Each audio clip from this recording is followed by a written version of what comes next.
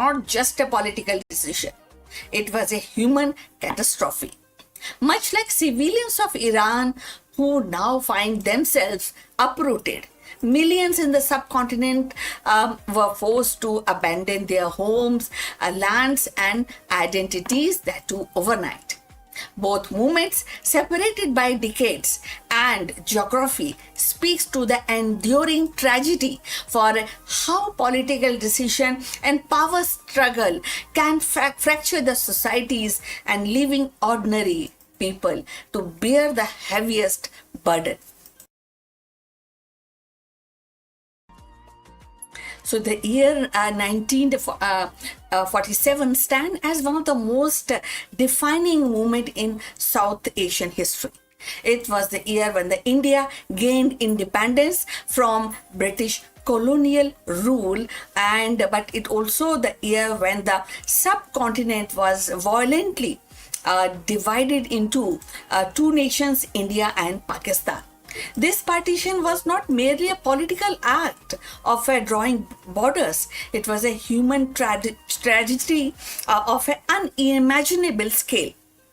So today we are actually, as the new documentaries revisit this chapter, they bring fresh voice and forgotten stories, reminding us that the echoes of 1947 still actually there in the hearts, in the mind, across the generations.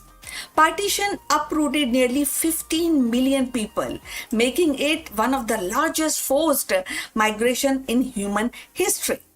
Families who had lived side by side for centuries suddenly found themselves on the opposite side of hastily drawn borders. Villages were split, friendships were dissolved, and the communities tore apart. The documentaries highlights not just the statistics, but the lived experience,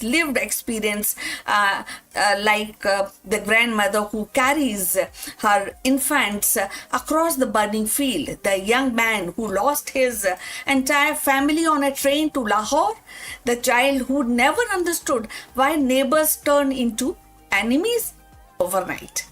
So if you have reached this far, please inform us from which city you have tuned in and in which language you are watching this video. This will determine the reach of our channel. So going forward on this topic, so the violence was actually staggering. Estimation actually suggests that up to 1 million lives were lost in communal riots, massacres, and retaliatory killing. The documentaries do not shy away from these horrors. They show how train arrived at station filled not with the passenger but the corpses, and they recount how women bore the burns of violence, subjected to abductions and assault, and their suffering often silenced in official narratives. By revisiting these stories, filmmakers are not only documenting history but also challenging the silence that has long surrounded these wounds. Yet, in the amid of this devastation, there are also stories of extraordinary humanity, like Hindu and Muslim Sikhs who risk their lives to protect neighbors of another faith, ordinary villagers who formed a human chain to shield women and children. And these acts of compassion remind us that the partition was not only about division, it is also about resilience, courage, and stubborn persistence of hope. The documentaries also explore the political dimensions of partition. They revisit the hurried negotiation between leaders like Jawaharlal Nehru, Muhammad Ali Jinnah, and the Lord Mountbatten. And they questions whether the division was inevitable or whether it was a product of colonial haste and political miscalculations. So they also highlight how these border line drawn in just 5 weeks, carved through the homes, rivers, and field, with a little regards for human consequences. In doing so, they invite viewers to reflect on the long shadow of colonialism and the kind of fragility of nation building. So, as we close this retelling of 1947, it is impossible not to see the parallel with the conflict unfolding in Iran today. Just as the partition tore apart the families and villages and villagers and centuries of coexistence, the war in Iran are displacing communities, fracturing identities, and leaving scars that will echo for the generation.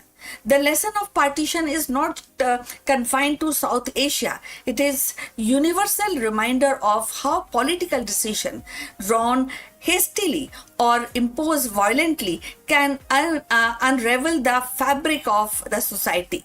The borders carved in 1947 create wounds that still shape India and Pakistan. In Iran, the battle of today are shaping future in the way that will remembered decades from now. So, by revisiting partition, we are also not only honoring the memories of those who suffered, but also urging ourselves to recognize the human cost of division, whether it occurs whatever and wherever it occurs. The echoes of 1947 remind us that the history is not a distinct past. It is a living force reflecting in the struggles of people across the world. If we listen closely, the cries of displaced family in Iran today carries the same resonance as those who fled across this border line, which was created by political decision in 1947. But perhaps the most powerful aspect of this retelling is their focus on memories and identity. Partition was not just a historical event. It becomes a defining marker of identity for millions. So for those who crossed the borders, the trauma was carried into their children and the grandchildren. Even today in India and Pakistan, partition shapes the politics, culture, and collective memory. The documentaries capture this intergenerational transmission of trauma, showing how the past refused to remain buried. So ultimately, the echoes of 1947, when we are talking about this, the India's partition retold is not just about the revisiting the part. It is also listening to the voices that were silenced, acknowledging the pain that was ignored, and the recognition of humanity that endured against all odds. It is a call to remember, not to reopen the wound, but to ensure that such tragedies are never repeated. The echoes of 1947 remind us that the history is not distinct, it is living within us, shaping who we are and how we imagine our future. And also, the retelling of partition is more than remembrance. It's also a call to empathy, to to be vigilant, and to ensure that the tragedies of the yesterday do not become inevitable for tomorrow. So please send us your comments, subscribe to our channel for more insights in Indian spirituality and politics and the history and of course the mythology. So see you in the next one. Hello दोस्तों, नमस्कारम। आपका स्वागत है। कभी आपने सोचा है कि black hole के अलावा भी ब्रह्मांड में कुछ ऐसा है जो हमारे विज्ञान, हमारी फिजिक्स को पूरा बदल सकता है? इस वीडियो में हम जानेंगे ग्रेविस्टार के बारे में और हम इसकी चर्चा करेंगे कि क्यों एस्ट्रोफिजिक्स के दुनिया में ये हमेशा एक चर्चा का विषय है। अक्सर हमने सुना है कि एक विशाल तारा जब उसका एंड होता है, दी एंड, तो वो ब्लैक होल में बदल जाता है। लेकिन कभी आपने सुना है कि हो सकता है कि वो ग्रेविस्टार में बदल जाए और ब्लैक होल ना बने? तो ये ग्रेविस्टार क्या चीज़ है? और ऐसा क्यों बोला जाता है कि ग्रेविस्टार एक कोलैप्सिंग स्टार है जो एक मिनी यूनिवर्स का निर्माण कर सकता है? तो काफ़ी दिलचस्प वीडियो होने वाला है। चलिए आगे बढ़ते हैं और इसकी चर्चा करते हैं।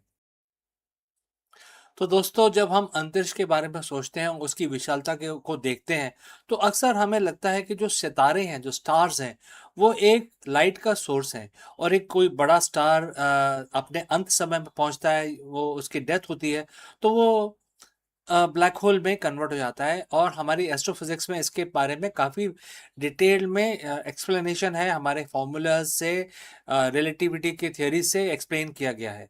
लेकिन हाल ही में कुछ ऐसा देखने को मिला है कि जब ये बड़ा स्टार का दी एंड होता है, सुपरनोवा हाइपरनोवा में जब तब्दील होता है, तो उसके बाद वो कई दफ़ा ब्लैक होल नहीं छोड़ता है। वो एक नए तरीके का, जिसके बारे में हम कम जानते हैं, एक नए तरीके का एक ब्लैक होल की तरह ही एक नया छोड़ता है, एक आइटम छोड़ता है जिसका नाम है ग्रेविस्टार। अब उसके नाम से ही पता चलता है कि इससे ग्रेविटी से कुछ लिंक होगा। तो इस ग्रेविट स्टार बोलते हैं इसको, ग्रेविस्टार, जो स्टैंड करता है ग्रेविटेशनल वैक्यूम स्टार। मतलब ये एक नए तरीके का ये एक जानवर है जो ग्रेविटेशनल वैक्यूम स्टार होता है, जो ब्लैक होल से भिन्न होता है। ब्लैक होल क्या करता है, हर चीज अपनी तरफ खींचता है ग्रेविटी की वजह से, लेकिन ये ग्रेविटेशनल वैक्यूम स्टार बन जाता है। और अगर ये प्रूव हो जाए या हमें ग्रेविस्टार कहीं दिख जाए, ऐसा देखने में आ रहा है कि कई जगहों पे जो हमारी साइंटिफिक थियरीज है वो ये कह रही हैं कि यहाँ पे ये ब्लैक होल नहीं है, बल्कि एक ग्रेविस्टार है। तो लेकिन इस पे शोध चल रहा है। तो अगर ये प्रूव हो जाए कि ग्रेविस्टार होता है, तो हमारे ब्रह्मांड की समझ पूरी की पूरी बदल जाएगी। तो दोस्तों, आगे बढ़ने से पहले मैं आपसे पूछना चाहता हूँ कि आप किस शहर से हमारे साथ जुड़े हैं और किस लैंग्वेज में हमारा इस वीडियो को देख रहे हैं। इससे हमें मदद मिलेगी अपने वीडियो की पहुंच को असेस करने के लिए। तो चलिए आगे बढ़ते हैं। जो जो स्टार का एंड क्यों होता है, क्योंकि वो अपना जो ईंधन होता है, जिसका जो ईंधन होता है वो हाइड्रोजन, हीलियम या कोई भी एलिमेंट उनको कंबाइन करता है और उससे वो फ्यूजन रिएक्शन होता है, जिससे काफ़ी हीट प्रोड्यूस होती है। और ये बैलेंसिंग एक्ट की तरह काम करता है कि उसके कोर में हीट प्रोड्यूस होती है जो ग्रेविटी को बैलेंस करती है, ग्रेविटी को अलाउ नहीं करती है कि पूरे स्टार को कोलैप्स होने दे। तो वो अंदर से एक टग ऑफ वॉर चलता है और ये करोड़ों साल तक चलता रहता है। लेकिन एक दिन ऐसा आता है जब पूरे की पूरी जो उसकी जो मटेरियल है वो कंज्यूम हो चुका होता है और उसकी एक लिमिट होती है जो होती है आयरन। आयरन का पीरियोडिक टेबल पे जो नंबर है वो 60 है। मतलब कि जो 60 अगर उसमें आयरन बन गया उसके कोर के अंदर, तो उसके बाद 60 आयरन के जो एटम्स हैं अगर कंबाइन करेंगे तो कितना आता है दोस्तों, 120। तो 120 जो एलिमेंट है वो एग्जिस्ट नहीं करता है हमारी पीरियोडिक टेबल के ऊपर, मतलब नेचर में एग्जिस्ट नहीं करता है। तो वो आयरन जो है वो आगे कंबाइन नहीं हो पाता है।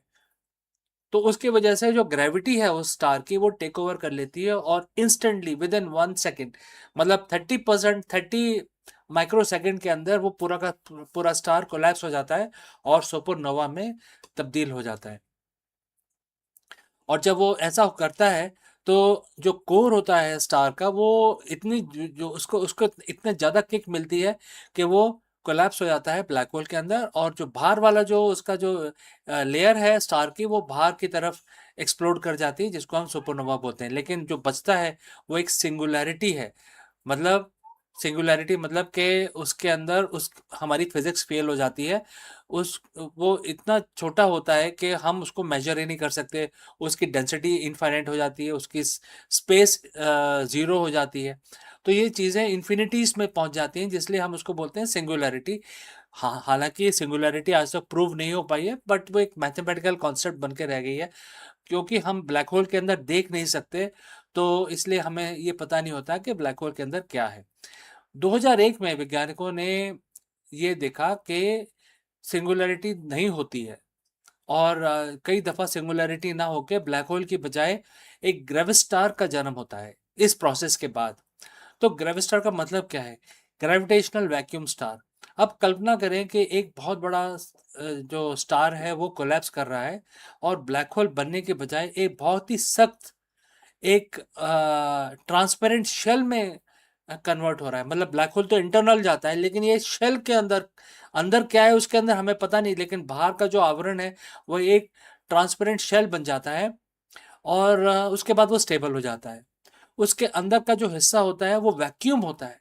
उसके अंदर वैक्यूम होता है, बाहर एक ट्रांसपेरेंट शेल होता है, एक गुब्बारे की तरह होता है। बाहर ठोस परत होती है, अंदर एकदम खाली होता है, लेकिन सामान्य खाली नहीं होता है।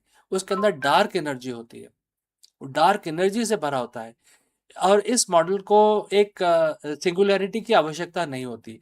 मतलब अगर स्टार पूरा कोलैप्स हो जाए तो उसमें सिंगुलैरिटी चाहिए हमारे मैथमेटिकल जो फॉर्मूलेज हैं उनको स्टेबल करने के लिए। लेकिन अगर ग्रेविट स्टार है तो उसमें सिंगुलैरिटी नहीं है, अंदर सिर्फ डार्क एनर्जी है और बाहर से उसमें एक ट्रांसपेरेंट, एक बहुत ही हार्ड एक शेल है। और ग्रेविस्टार अगर बने अब हमें मिल जाए तो ये हमें जनरल रिलेटिविटी और क्वांटम फिजिक्स में एक सिमिलरिटी भी हमें जो प्रदान करता है, जो आज की डेट में हम दोनों के अंदर जो सामंजस्य है वो ढूंढ नहीं पाए हैं। क्योंकि जो क्वांटम मैकेनिक्स है वो अपनी तरह से चलता है, उसके अपने फॉर्मूलाज हैं, और जो रिलेटिविटी है वो अपनी तरीके से चलता है, उसके अपने मैथमेटिकल फॉर्मूलाज हैं। जब दोनों को मिलाते हैं तो हमारी फिजिक्स फेल हो जाती है। तो यही होता है सिंगुलैरिटी में। तो हम काफ़ी हमारे जो साइंटिस्ट हैं वो करीब 100 साल से 120 सालों से इन दोनों के बीच में सामंजस्य लाने की कोशिश कर रहे हैं। तो ग्रेविस्टार एक ऐसा एक हाइपोथेटिकल एक ऑब्जेक्ट है यूनिवर्स में जो इन दोनों के बीच में सिमिलरिटी ला सकता है और उनके जो हमारी जो फिजिक्स है उसको भी कंप्लीट कर देता है। तो अब ये है कि ग्रेविस्टार कहाँ पे पाया जाता है। अब कई दफ़ा बोला जाता है कि ग्रेविस्टार हमारे जो गैलेक्सी का जो सेंटर है वो एक ग्रेविस्टार है। ऐसा बोला जाता है कि वो एक ग्रेविस्टार है और एक ब्लैक होल है, या एक ब्लैक होल और ग्रेविस्टार दोनों ही वहाँ मौजूद होते हैं, ऐसा बोला जाता है। इस पर रिसर्च चल रही है, इन दोनों चीज़ों को प्रूव करने की बहुत ही ज़्यादा कोशिश चल रही है। अब आप देखिए कि अगर इसके अंदर ट्रांसपेरेंट एक कवर है और अंदर सिर्फ डार्क एनर्जी है, तो इसका मतलब कि अंदर एक पूरा छोटा एक ब्रह्मांड है, इसके अंदर एक पूरा मिनी यूनिवर्स है, जिसके अंदर डार्क एनर्जी भी होगा, डार्क मैटर भी होगा, और इसके अंदर प्लैनेट्स होंगे, गैलेक्सीज होगा। तो ये जो ग्रेविस्टार है ये एक ग्रेविटेशनल एक फोर्स बन जाता है, लेकिन वो ब्लैक होल की तरह सिंगुलरिटी नहीं बनता, बल्कि एक मिनी यूनिवर्स बन जाता है उसके अंदर। और जो अंदर उसके जो लोग रहते हैं या जो ग्रह होते हैं उनको नहीं पता होता कि बाहर क्या है। वो शेल के बाहर नहीं देख सकते। जो शेल होता है वो ट्रांसपेरेंट होता है, लेकिन उसके बाहर वो जहाँ उनके देख नहीं सकते, क्योंकि शेल पे स्पीड ऑफ लाइट होती है, जो आपको पता होगा ब्लैक होल के जो फॉर्मूलाज हैं वो उसमें लगते हैं। तो ग्रेविस्टार अगर सच में मौजूद है, अभी तक हमारे पास कोई सीधा प्रमाण नहीं है, लेकिन सिर्फ मैथमेटिकल एक प्रमाण हो सकता है, जो एक अनुमान लगाया जा सकता है, क्योंकि इन चीज़ों को देखना बहुत ही मुश्किल है, दिखाई नहीं देते, कुछ भी वहाँ से रेडिएशन बाहर आता नहीं है। जब तक कुछ आता नहीं है बाहर, हम उसको देख नहीं सकते। तो दोस्तों, ये एक बहुत ही इम्पोर्टेंट चीज़ है, इसके पीछे काफ़ी शोध किया जा रहा है, और मैं जानना चाहता हूँ आपसे कि आपको क्या लगता है कि ग्रेविस्टार होंगे, या सब सारे जो तारे हैं, बड़े स्टार्स हैं, जब वो अपने अंत में आते हैं तो ब्लैक होल में कन्वर्ट होते हैं? कमेंट करके ज़रूर बताएं, और हमारे चैनल को सब्सक्राइब ज़रूर करें। अगर आप विज्ञान की यात्रा में अगर आप उत्सुक हैं तो हमारे चैनल को सब्सक्राइब करें। मिलता हूँ जल्द ही दूसरे वीडियो में। सीखते रहें, आगे बढ़ते रहें। My name is C K. See you in the next one.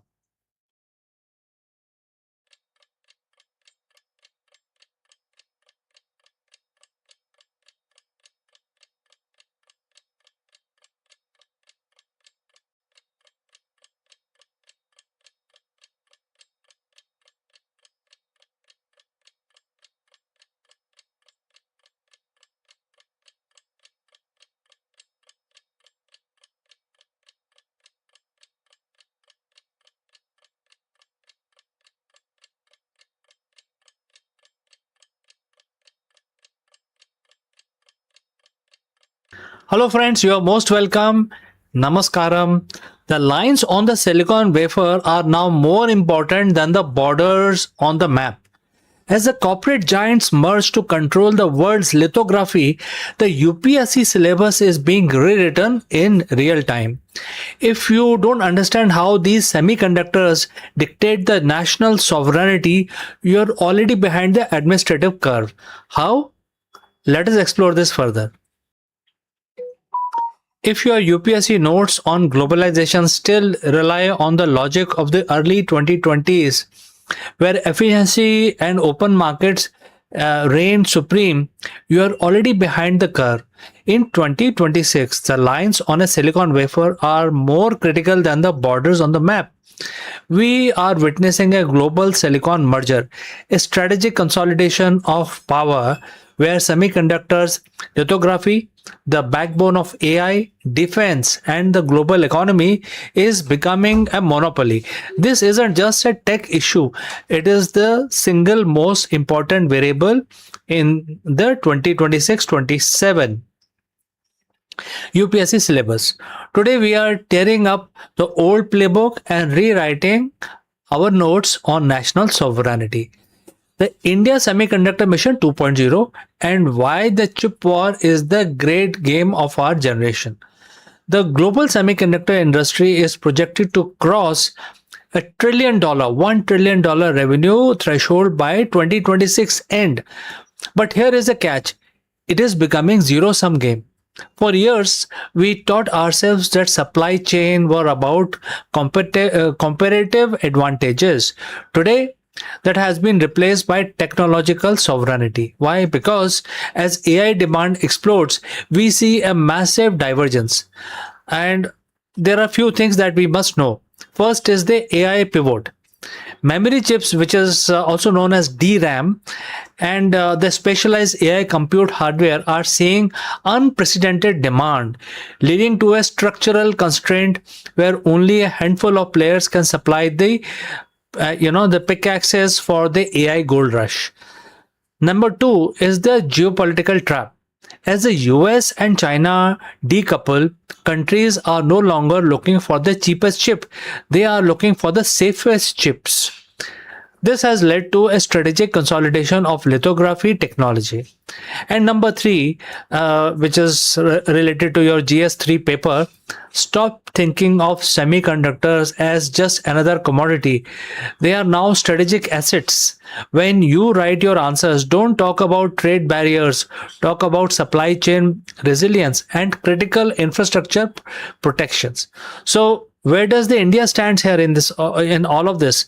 In July 2026, the Union Cabinet officially approved Semicon 2.0 with an outlay of 1,27,500 crore in terms of Indian rupees.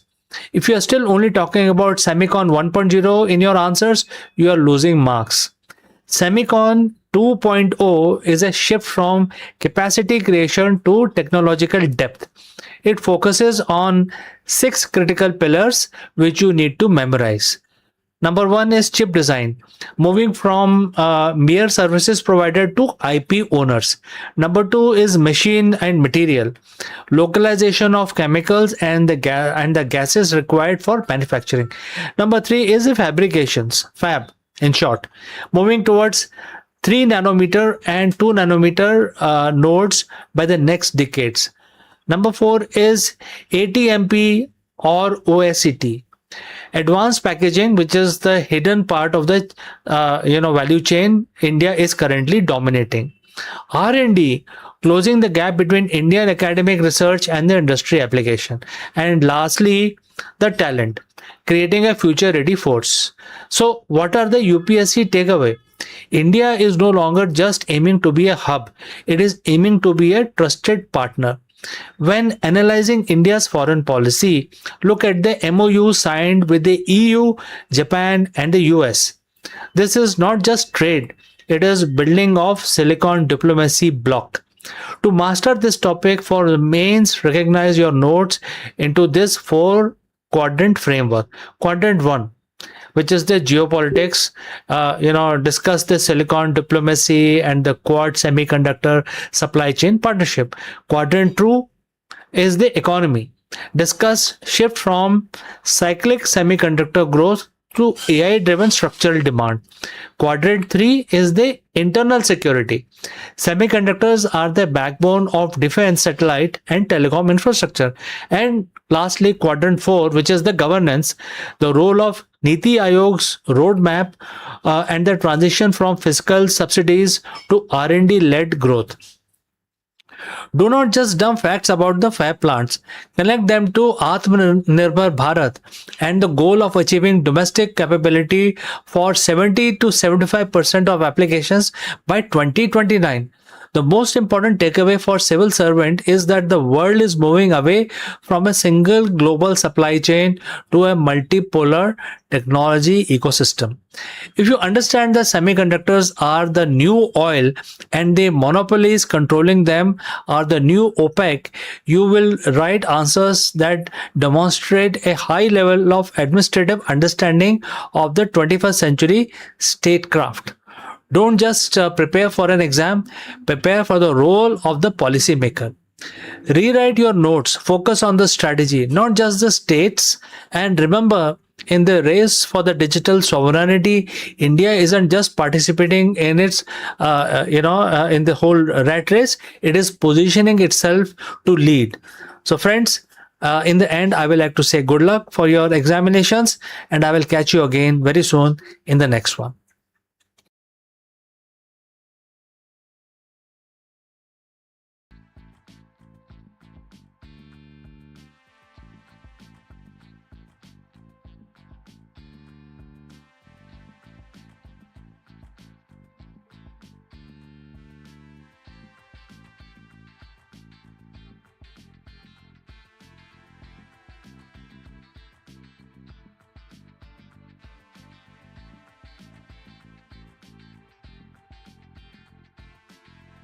Hello friends, the big question today that we need to address is that has the oil market just entered a new era of volatility? Very profound question because it affects guys like you and me.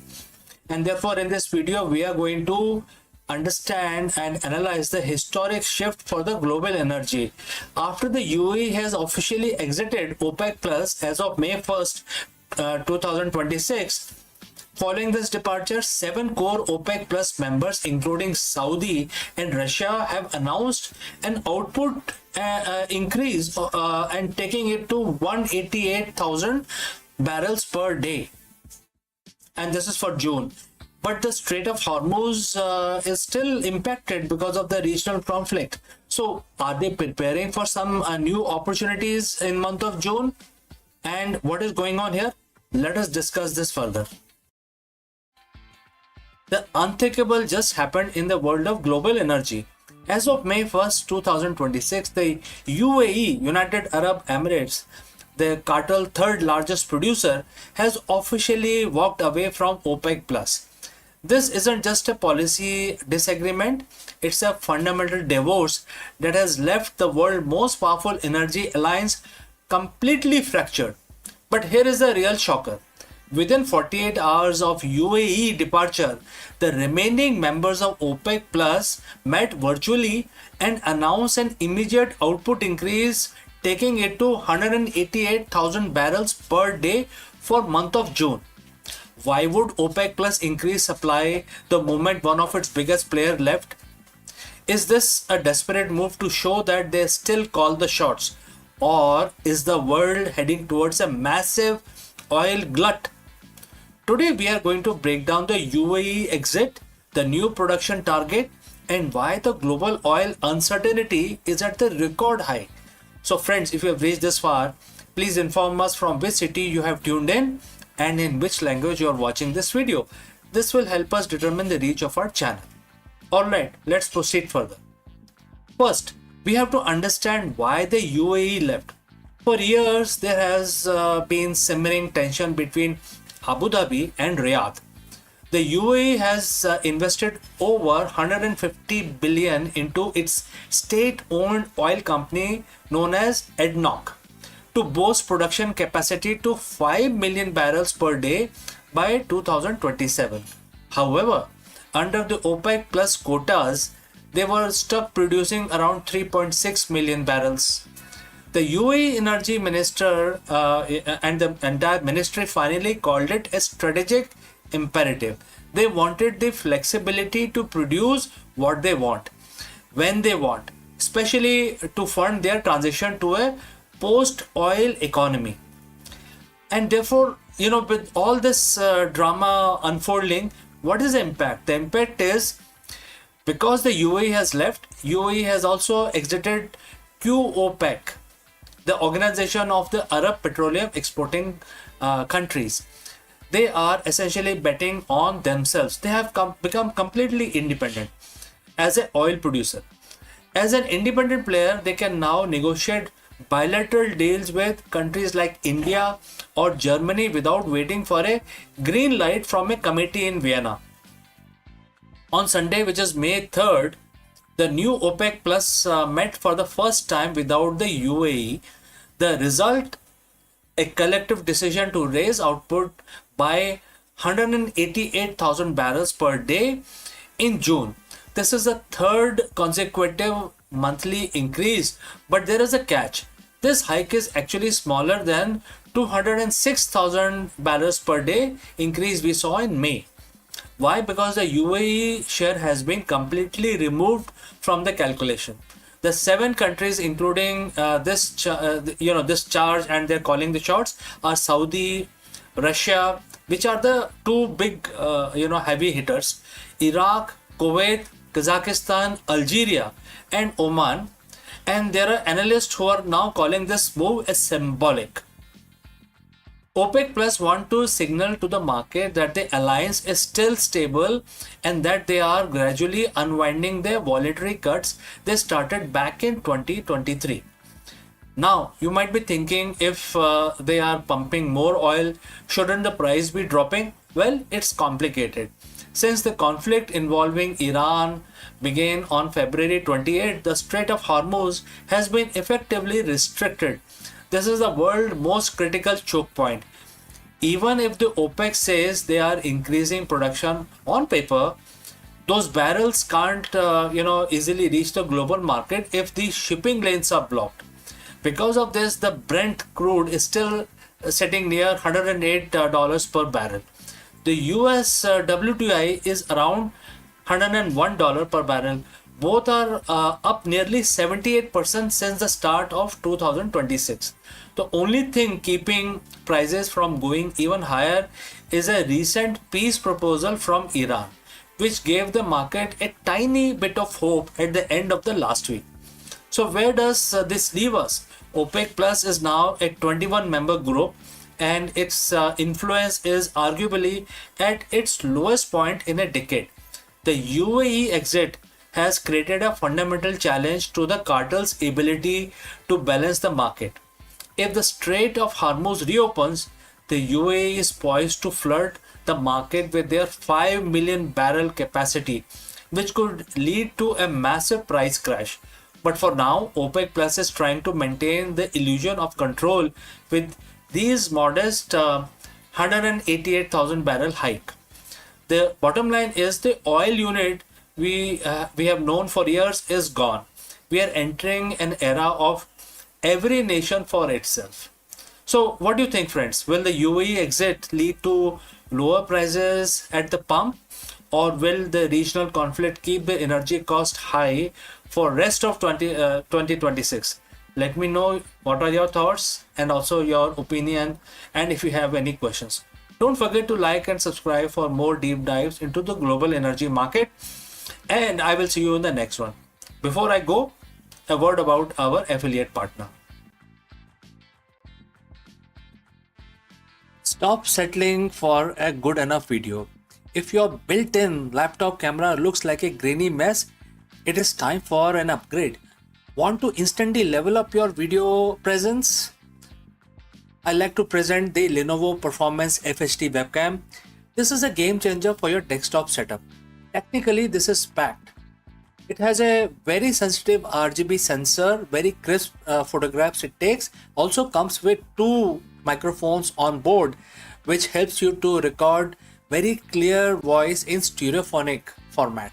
And these microphones are very sensitive. You can actually move away from the camera up to 2 meters, and these microphones will pick up your voice without any problem. This is a very strong piece. This is very sturdy. Comes with tripod ready. Comes with a very long leash, so it gives you a lot of flexibility to place the webcam wherever you want to keep in your studio. And also it has a swivel base, which is also very handy. So if you want to basically level up your game and you want to pick up this camera at a discount, please click on the link here or scan the QR code. Now let's get back to our video.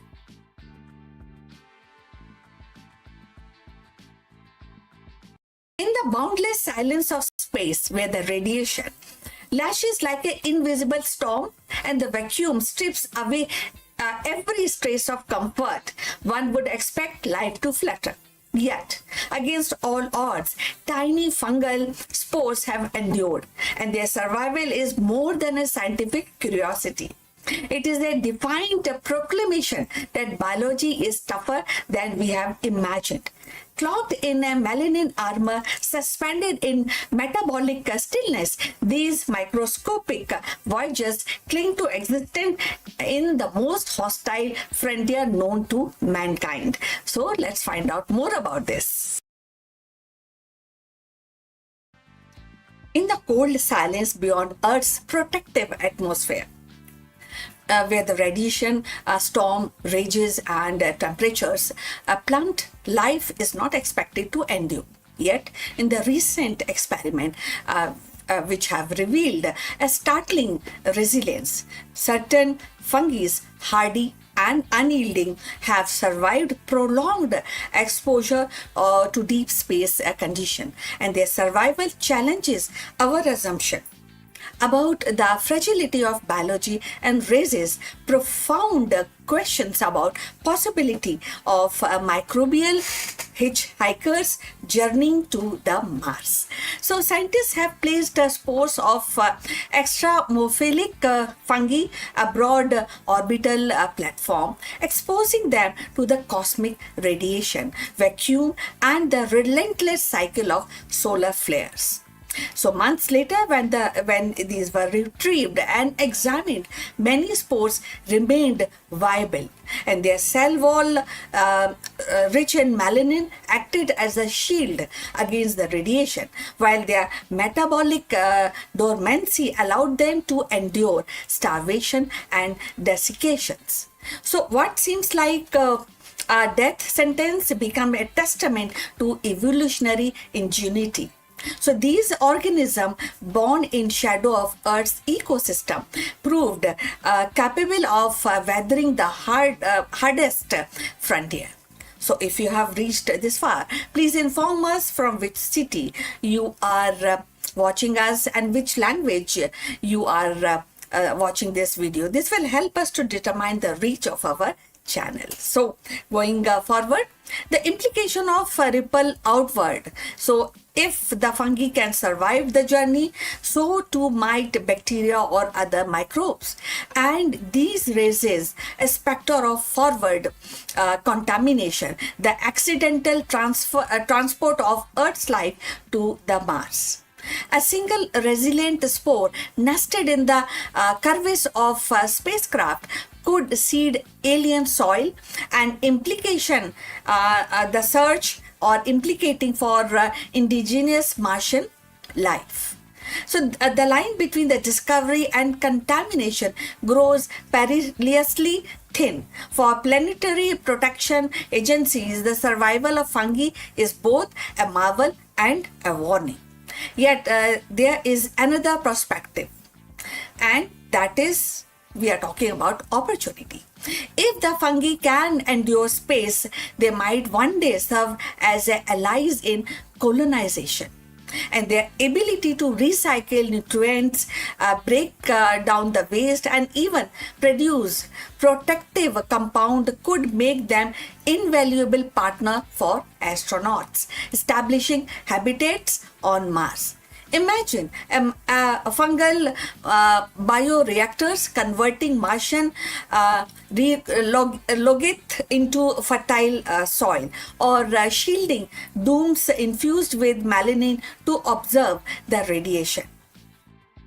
So, what begins as a survival experiment could evolve into a cornerstone of extraterrestrial agriculture and medicine.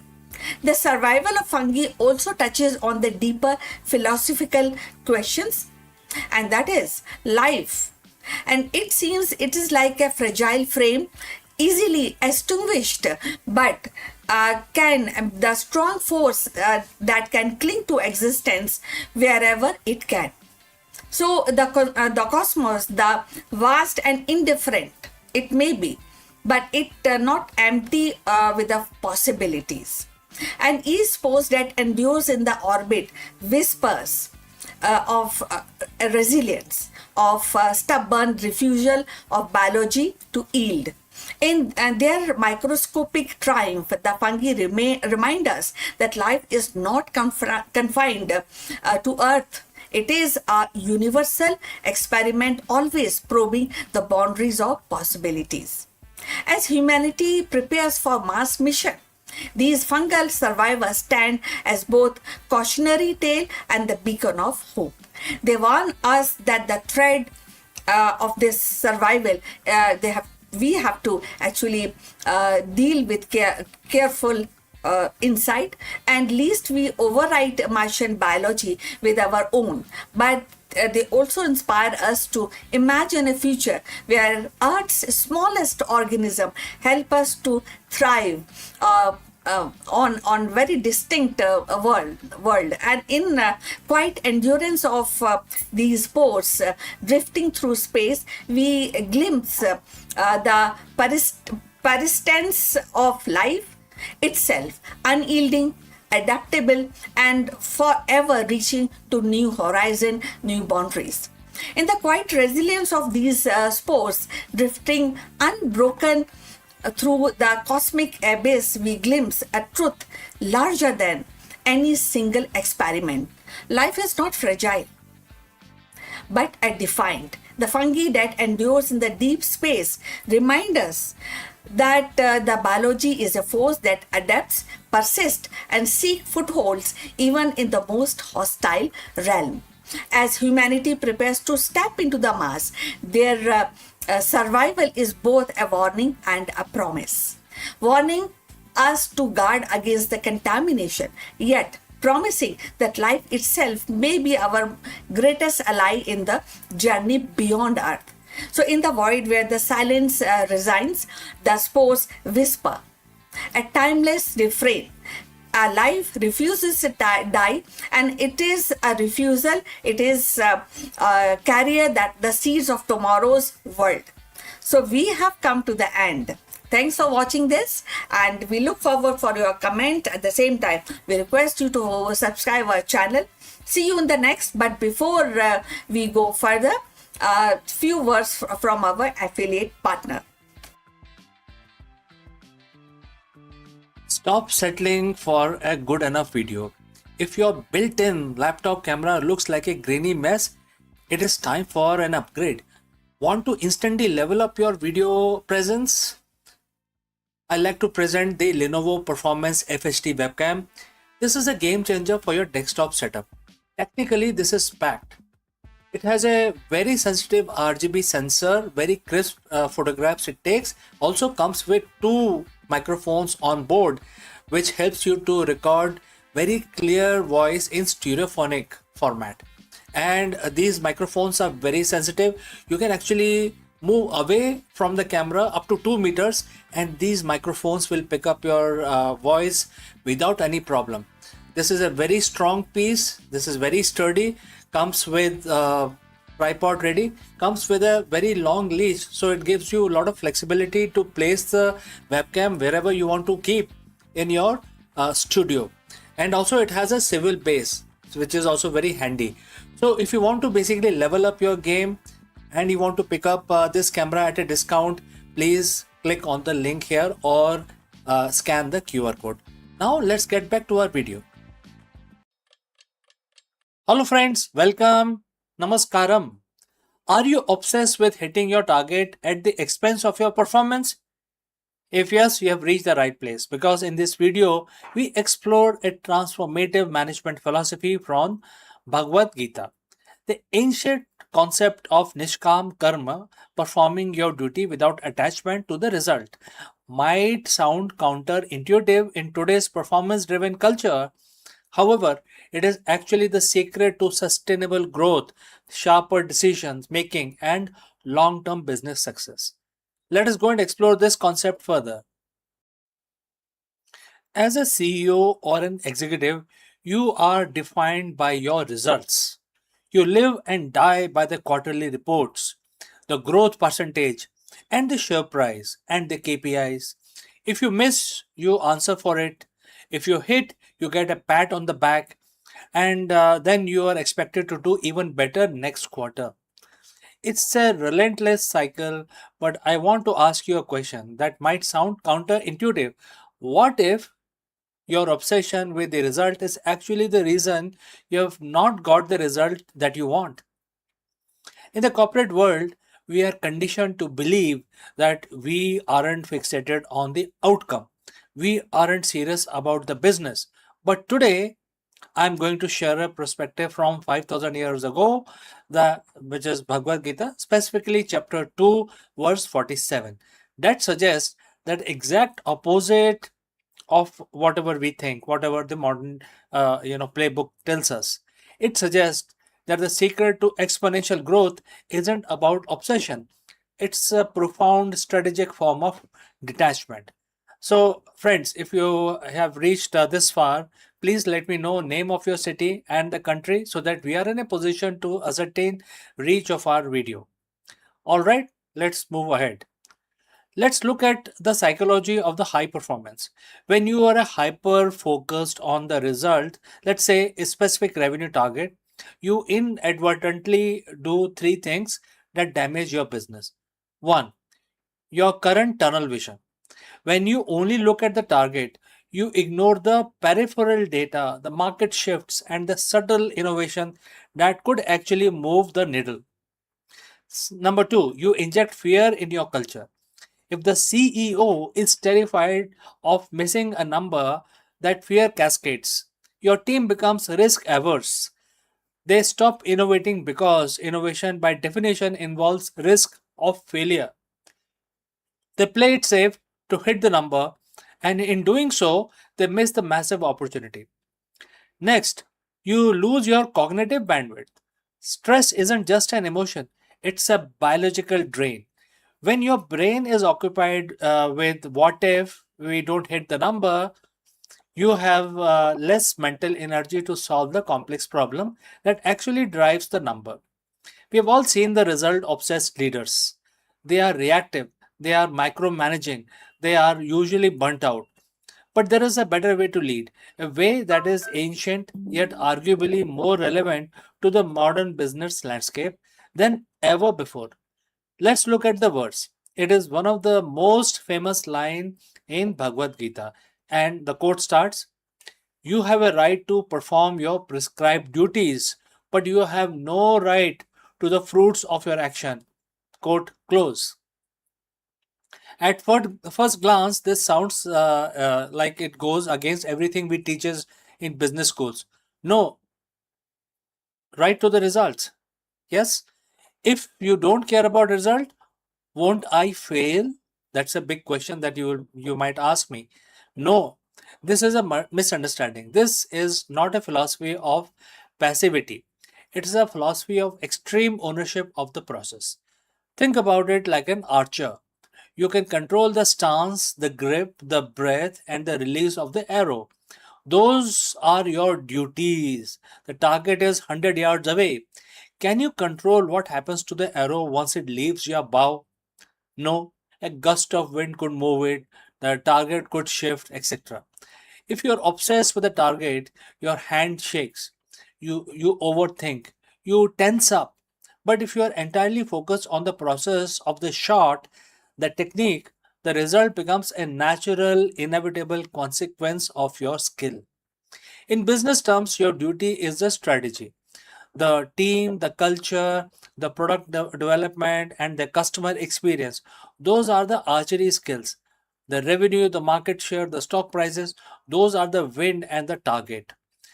They are the outcome. The verse is telling you put your heart into the work because that is the only thing you actually control. So, how do we apply this in our boardroom? How do we use this to drive our growth? First, shift the KPI focus.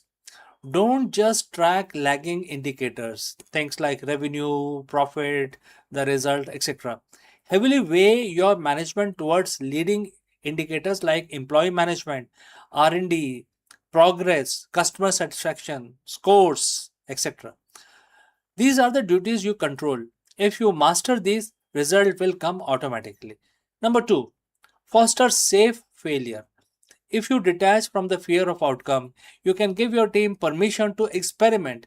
When the team knows that a failed experiment isn't a career ending disaster, they innovate, they move faster, they uncover the next big product. It is how you drive growth by removing the paralysis of outcome anxiety. Third, gain the CEO's composure. When a market crash happen or a competitor undercut you, the result obsessed CEO panics. The detached CEO assess the situation calmly because their ego isn't tied to being the person who never fails. They can pivot, adapt, and iterate with cold, clear head. The paradox of Gita is that by letting go of the desperate need for the result, you actually become more capable of achieving it. You work smarter, not harder. You lead with clarity instead of chaos, etc. The most effective leader I've studied are not those who spend every waking hour trembling about the bottom line. They are the ones who build incredible systems, nurtured incredible teams, and focus obsessively on craft of building the business, not the result. The result weren't their masters. The result was a byproduct of their excellence. So here is a challenge for the next 3 months, for the next quarter. Identify the things you are doing solely because you are afraid of the result, and then shift your energy. Pour it into the process. Pour it into the people. Pour it into the strategy. Let go of the outcome and watch how much more effective you can drive the growth that you're looking for. Because when you stop shaking from the pressure of the result, your aim becomes incredibly steady. So, friends, thanks for watching. If this perspective resonated with you, I invite you to share your thoughts in the comments below. What is one process you have been neglecting because you were too busy chasing a result? Let us discuss this further in the next video. Friends, have a nice day ahead, and I will catch you again in the next one.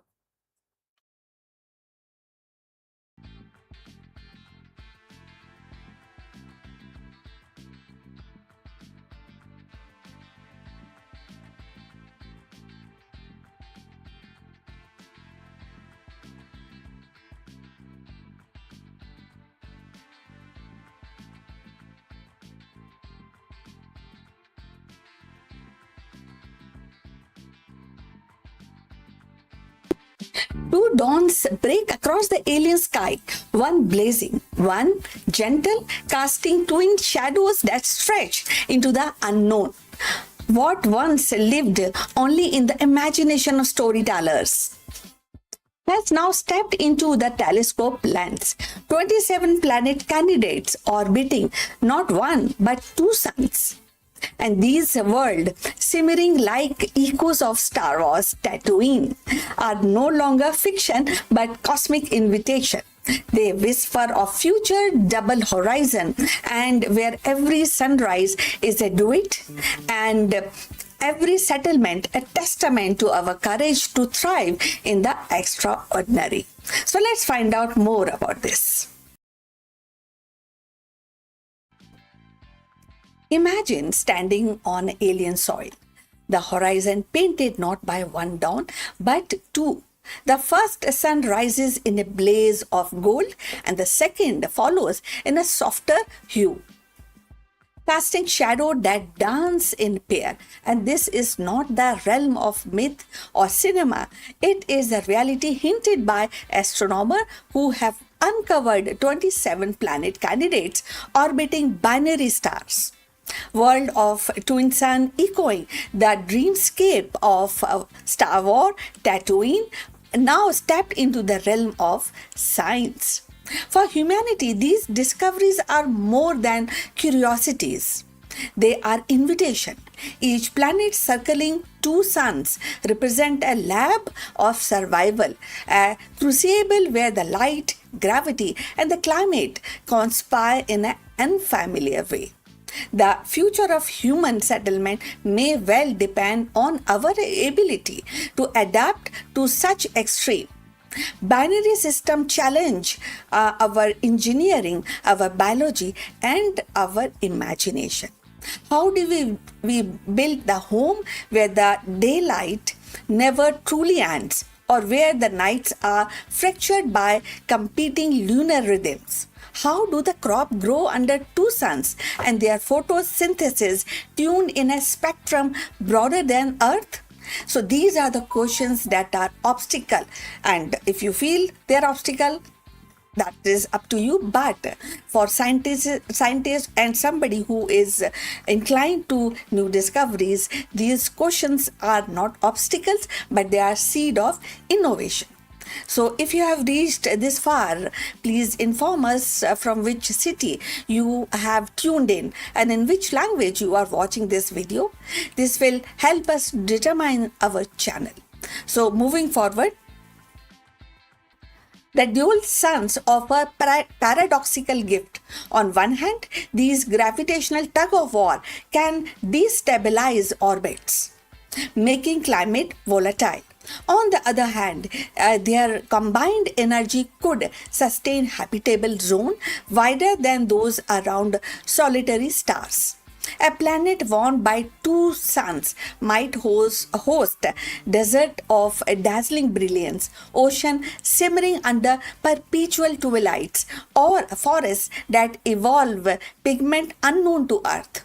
For settlers, survival would mean harnessing these abundance. Solar array tuned to twin frequencies, agriculture adapted to relentless light, and architecture designed to shield the channel heat. So, but beyond the survival lies culture. Imagine the myth born under binary skies. Children raised to see two dawns as a symbol of resilience. Poet describing love as a dance of twin flames. And scientists charting calendar by rhythm of dual eclipse. So human settlement is not only about biology, it is about meaning. And these words promises meaning in abundance. The discovery of 27 such candidates is a reminder that our galaxy is not uniform. It is diverse, it is unpredictable and generous. Each binary system is a stage where the humanity might rehearse its next act. Colonies under twin suns could become outposts of resilience, teaching us to thrive in the condition once thought to be impossible. They could serve as a way station for a deeper journey, stepping stones and towards galactical citizenship. The future of the settlement among the twin suns is not guaranteed. It is earned. So, it actually will demand technologies that tame chaos, philosophies that embrace duality, and courage that sees opportunities in strangeness. So, yet the history shows that humanity thrives when they're challenged, and from desert to poles, from oceans to orbit, we have always actually turned the unfamiliar into the home. And as the telescope unveiled these twin sun world, humanity stands at the threshold of possibilities. The double dawn are not just a spectacle of light.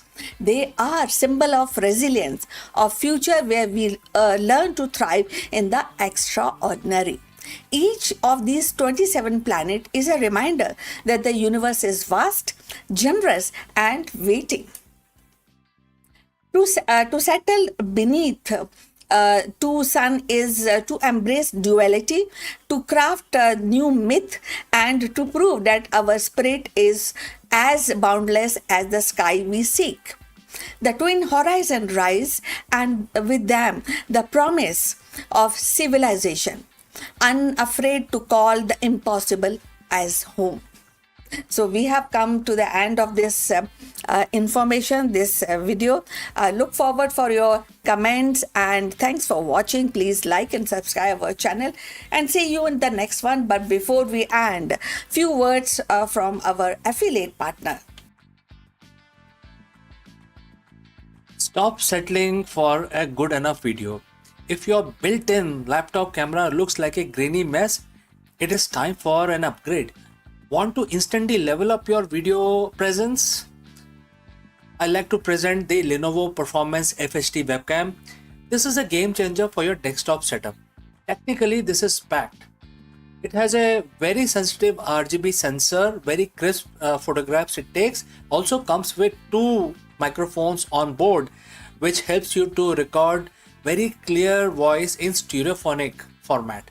And these microphones are very sensitive. You can actually move away from the camera up to 2 meters, and these microphones will pick up your voice without any problem. This is a very strong piece. This is very sturdy. Comes with tripod ready. Comes with a very long leash, so it gives you a lot of flexibility to place the webcam wherever you want to keep in your studio. And also it has a swivel base, which is also very handy. So if you want to basically level up your game and you want to pick up this camera at a discount, please click on the link here or scan the QR code. Now let's get back to our video.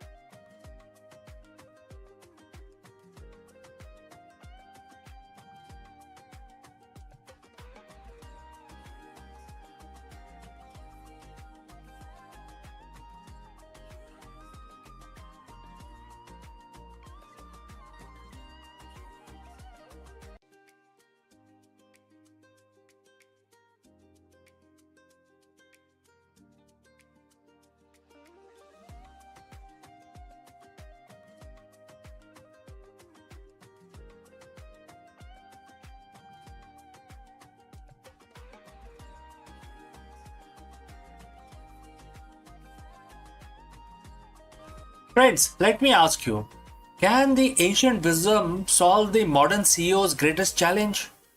Well, in this episode of our leadership series, we dive deep into Bhagavad Gita to uncover a blueprint of what we call the strategic liberation. For a high-stake executive, liberation isn't about escaping the boardroom. It's about operating within it with total clarity, unshakable focus, and a mind free from sense of cognitive bias and ego. Let us explore this further. In the world of high-stake business, we talk about freedom. We in fact talk a lot about freedom and market freedom, financial freedom, the freedom to innovate. But for the modern CEO, the reality is often opposite. You are tethered to the stock ticker, bound by the expectations of the board, and often a prisoner to your own decision-making loop.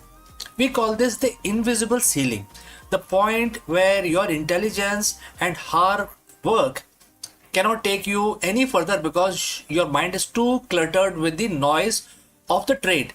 But what if there was a way to achieve a state of strategic liberation, a state where you operate with absolute clarity, where your decisions are not reactive but visionary. Over 7,000 years ago, a roadmap for this exact state was laid out in a dialogue on a battlefield. Today we are looking at Bhagavad Gita, chapter 5, verse 17. It's not just a spiritual mantra, it is the ultimate executive manual for the 21st century. Those whose intellect is merged in Him, whose mind is one with Him, who are established in Him, for whom He is the supreme goal, their sins being dispelled by knowledge, go to the state from which there is no return. Well, this is a quote and translated into English. So friends, if you have reached this far, please inform us from which city you have tuned in and in which language you are watching this video. This will help us determine the reach of our channel, and I will also know who is watching and who is not. Now let's proceed further. To a CEO, this might sound like a religious abstraction, but let's translate this into leadership language. The words identify 4 pillars of focus. First, intellect. What is the intellect? Your strategic analytical power. Next, mind. Your emotional intelligence and focus. Third, establishment. Your core values and conviction. Fourth, the goal. Your ultimate vision or the North Star. So the Gita suggests that when these 4 are aligned with supreme truth, or in the business terms, a transcendental purpose, you reach a state of no return. In business, that is a definition of the legacy. One of the most striking phrases in this verse is the sin destroyed by knowledge. In a boardroom, we don't use the word sin, but we do use word error. In this context, sin refers to the mental impurities that could cloud judgment. Ego, attachment to a specific outcome, fear of failure, cognitive biases, etc. Think of these as the cognitive debt. Every time you make a decision based on your ego rather than data point, you base on how we have always done it rather than the truth. You accrue debt. This debt slows your company down and it creates a friction. So the Gita says this debt is destroyed by knowledge, not just information.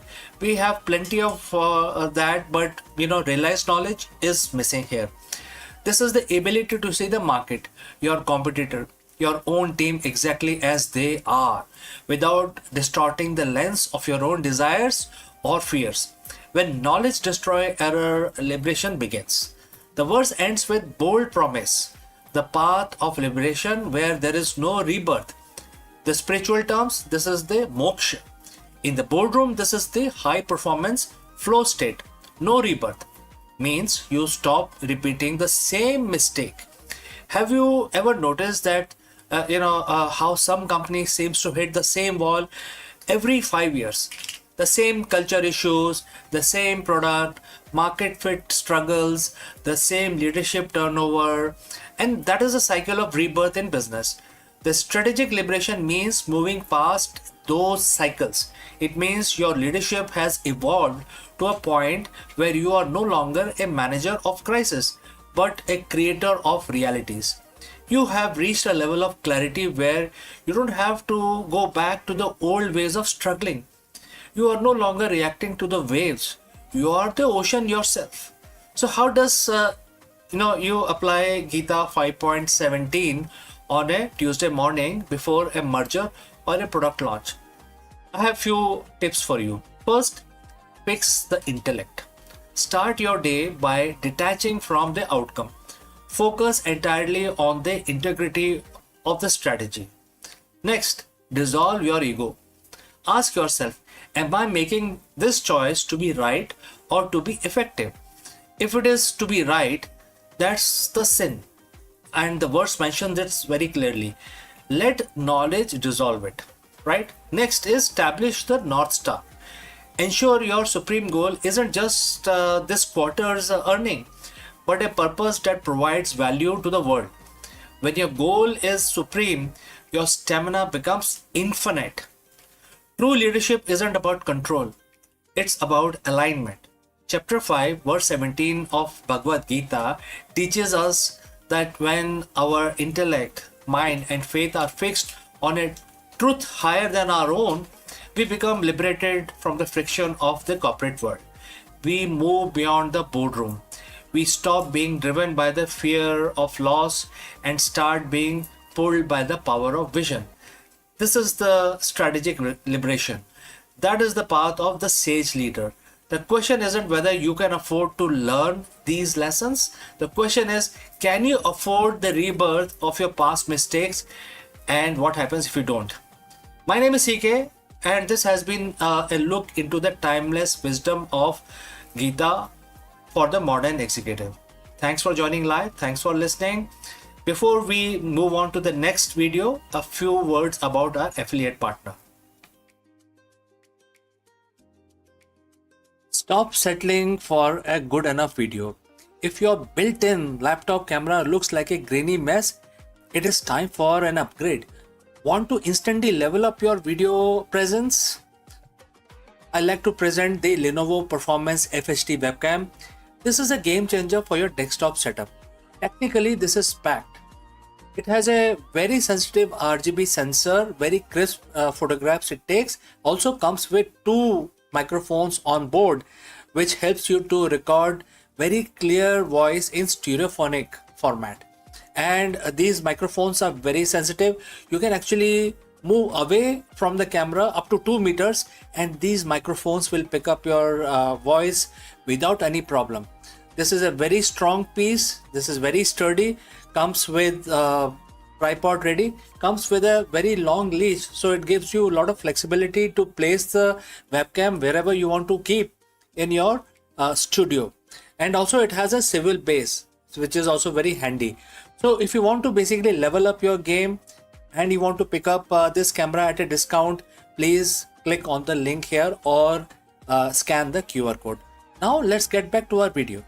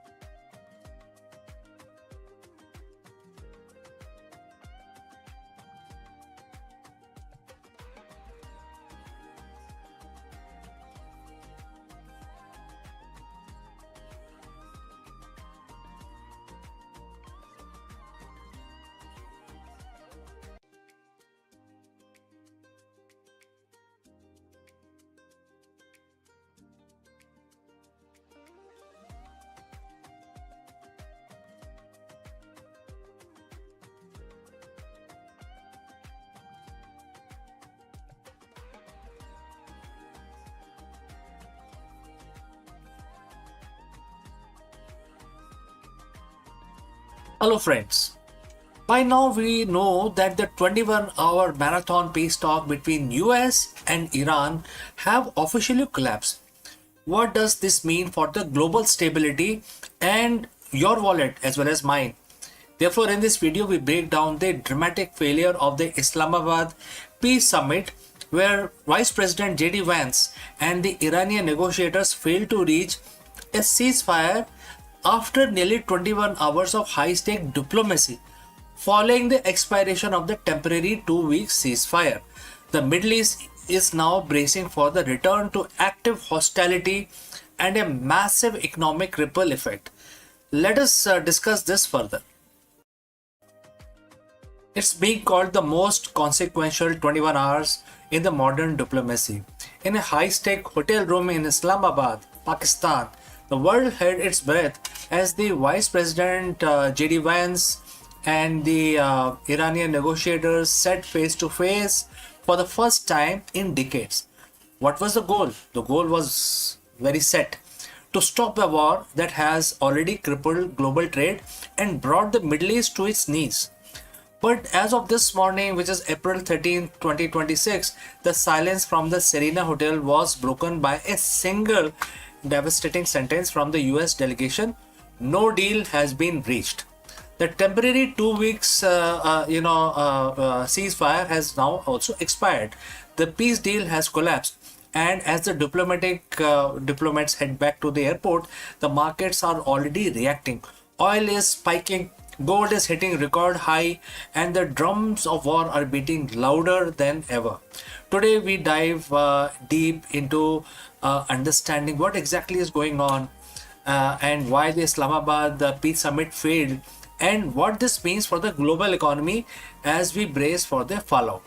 So friends, if you have reached this far, please inform us from which city you have tuned in and in which language you are watching this video. This will help us determine the reach of our channel, and I will also know who's watching which segment, etc. Now let's proceed further. To understand why this failed, we have to look at the clock. The talks began with a glimmer of hope. President Trump had sent high-powered team headed by Vice President JD Vance, Special Envoy Steve Witkoff, and Jared Kushner. They were meeting an Iranian delegation led by Mohammad Bagher Kalibaf. For 15 hours, the talk were described as expert-level discussions. They were exchanging text, debating the finer points of a 15-point proposal. But by hour 20, the atmosphere completely shifted. US presented, what they called their best and final offer. The core of the American demand was simple: Iran must provide an affirmative commitment to stop all nuclear enrichment and immediately, unconditionally reopen the Strait of Hormuz. The Iran response, they called the demand excessive. Tehran counter-offered with their own 10-point plan, demanding the immediate withdrawal of all US forces from the Middle East and lifting of all sanctions before a single ship moved through the Strait of Hormuz. By 4 a.m. local time, the deadlock was absolute. JD Vance walked out, stating that if the Iranians weren't willing to negotiate in good faith, the US was not, receptive to further stalling. The open hand of diplomacy has been replaced by a closed fist. This isn't just a political failure, it's an economic catastrophe. Why does a meeting in Pakistan matter to someone in New York, London, or Tokyo?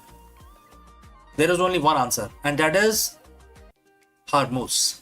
The Strait of Hormuz is the world's most important oil artery.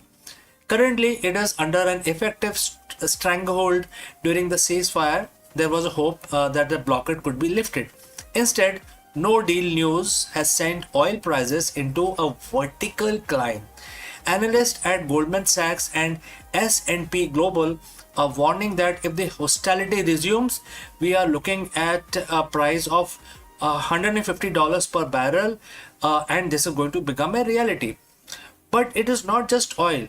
Let's look at gold. We have seen gold surge over $100 an ounce in mere minutes, hitting record height as investors flee to safer havens. The Gulf economies nations like Qatar and Kuwait, which rely entirely on the strait, are looking at potential recession of up to 5% this year. Supply chain. Let's look at how this will impact supply chain.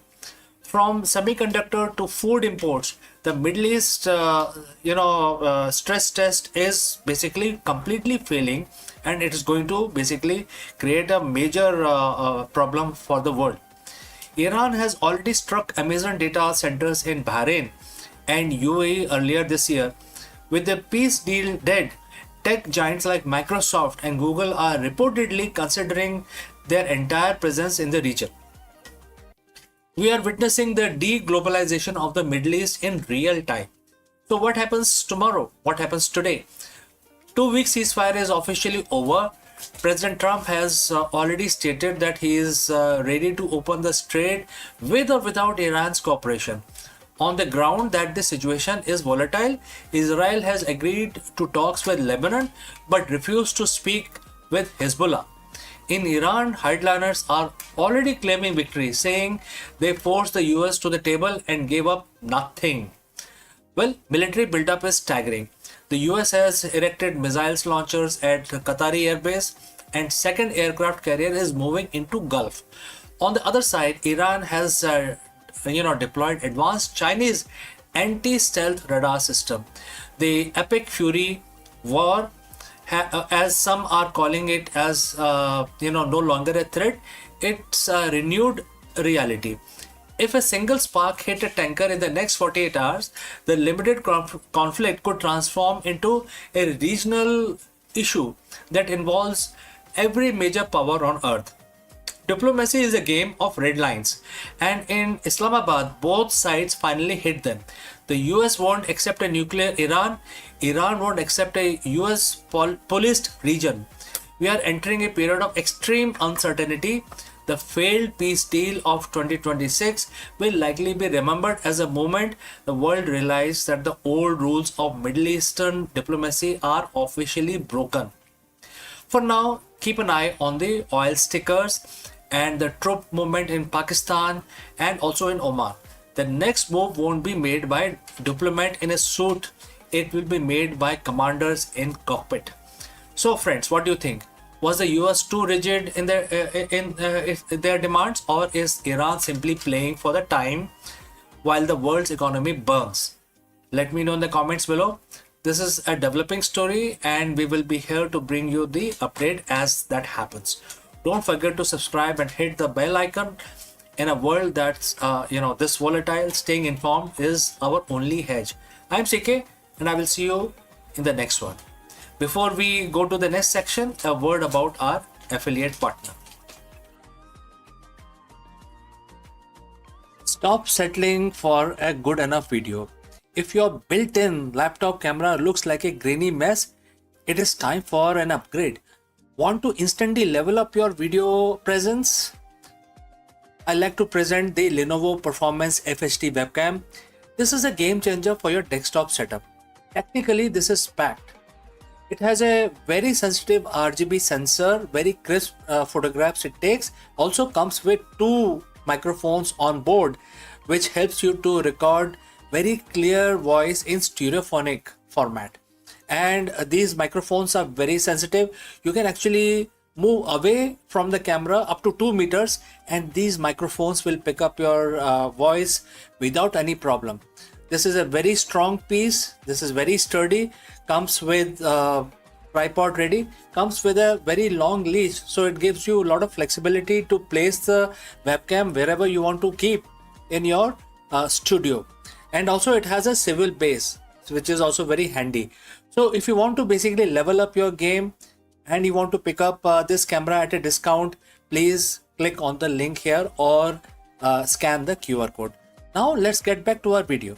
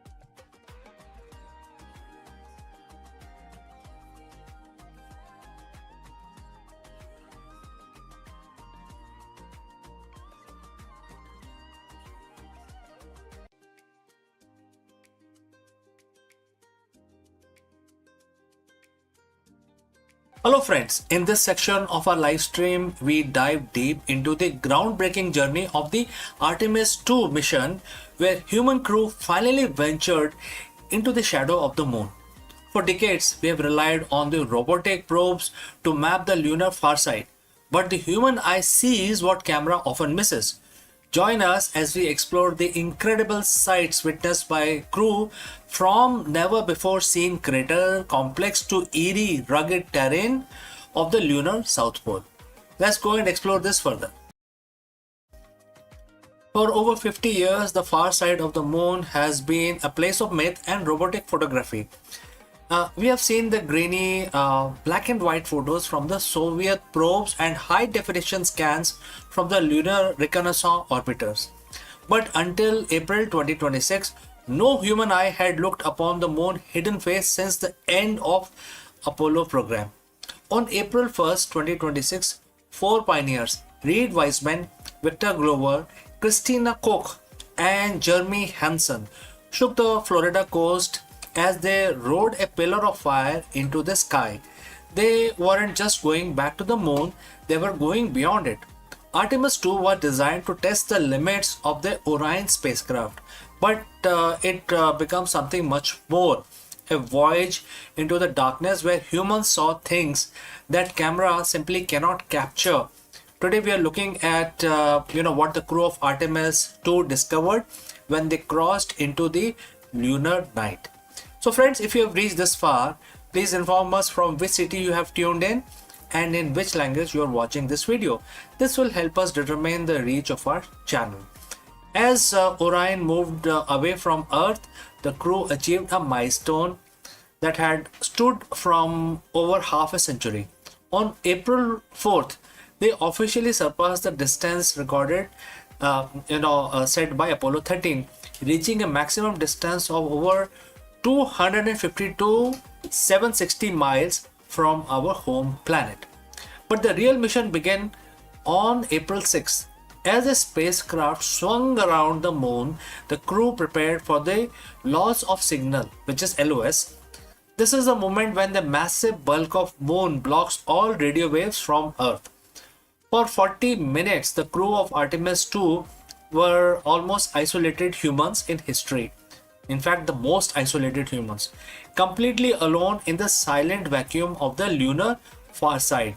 It was during this window of silence that the unseen moon began to reveal its secrets. Why is the far side so different? To the naked eye, the side of the moon we see from Earth is covered in something called Maria, those dark, smooth volcanic plains.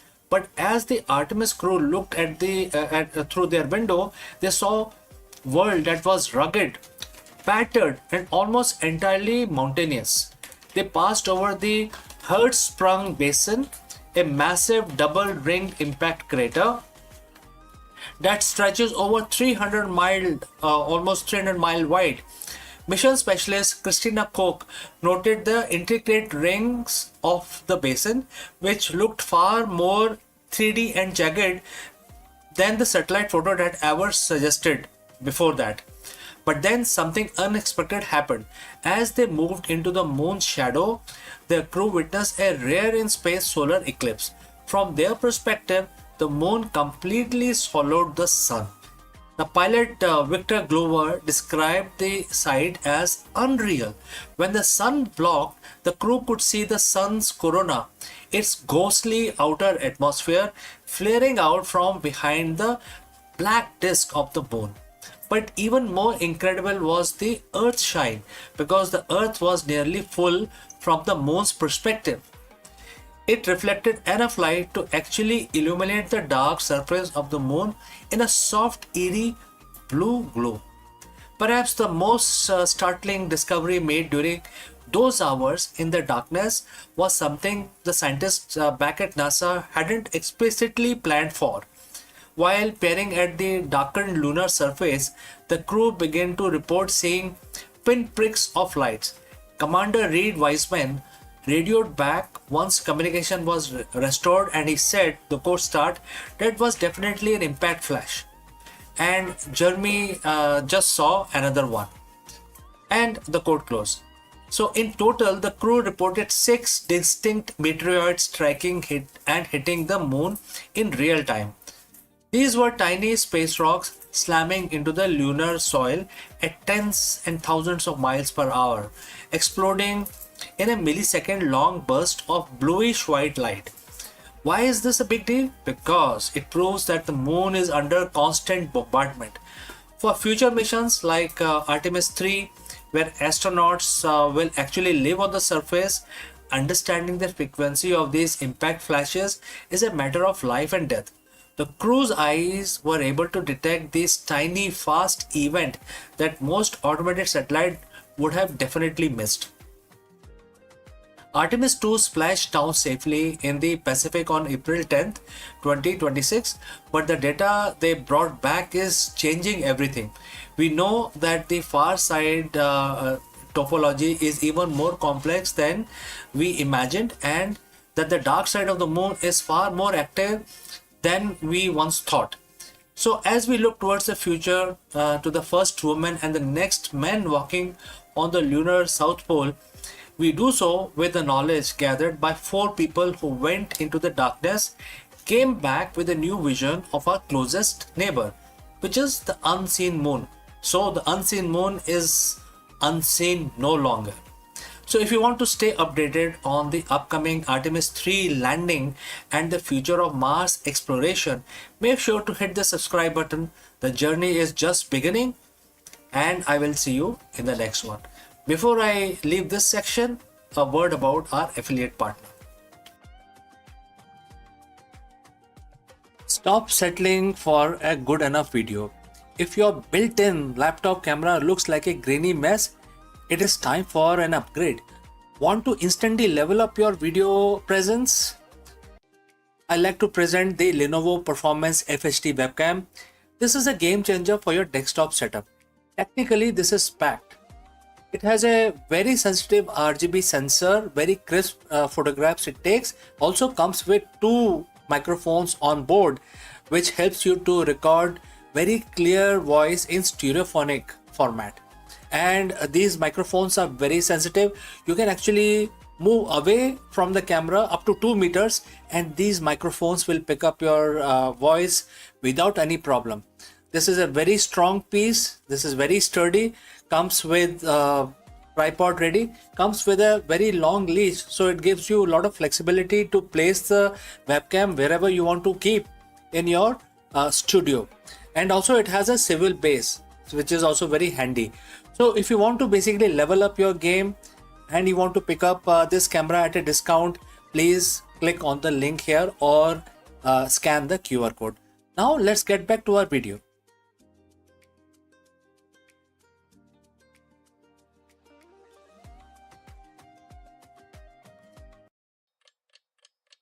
Hello दोस्तों, आपका स्वागत है। नमस्कारम।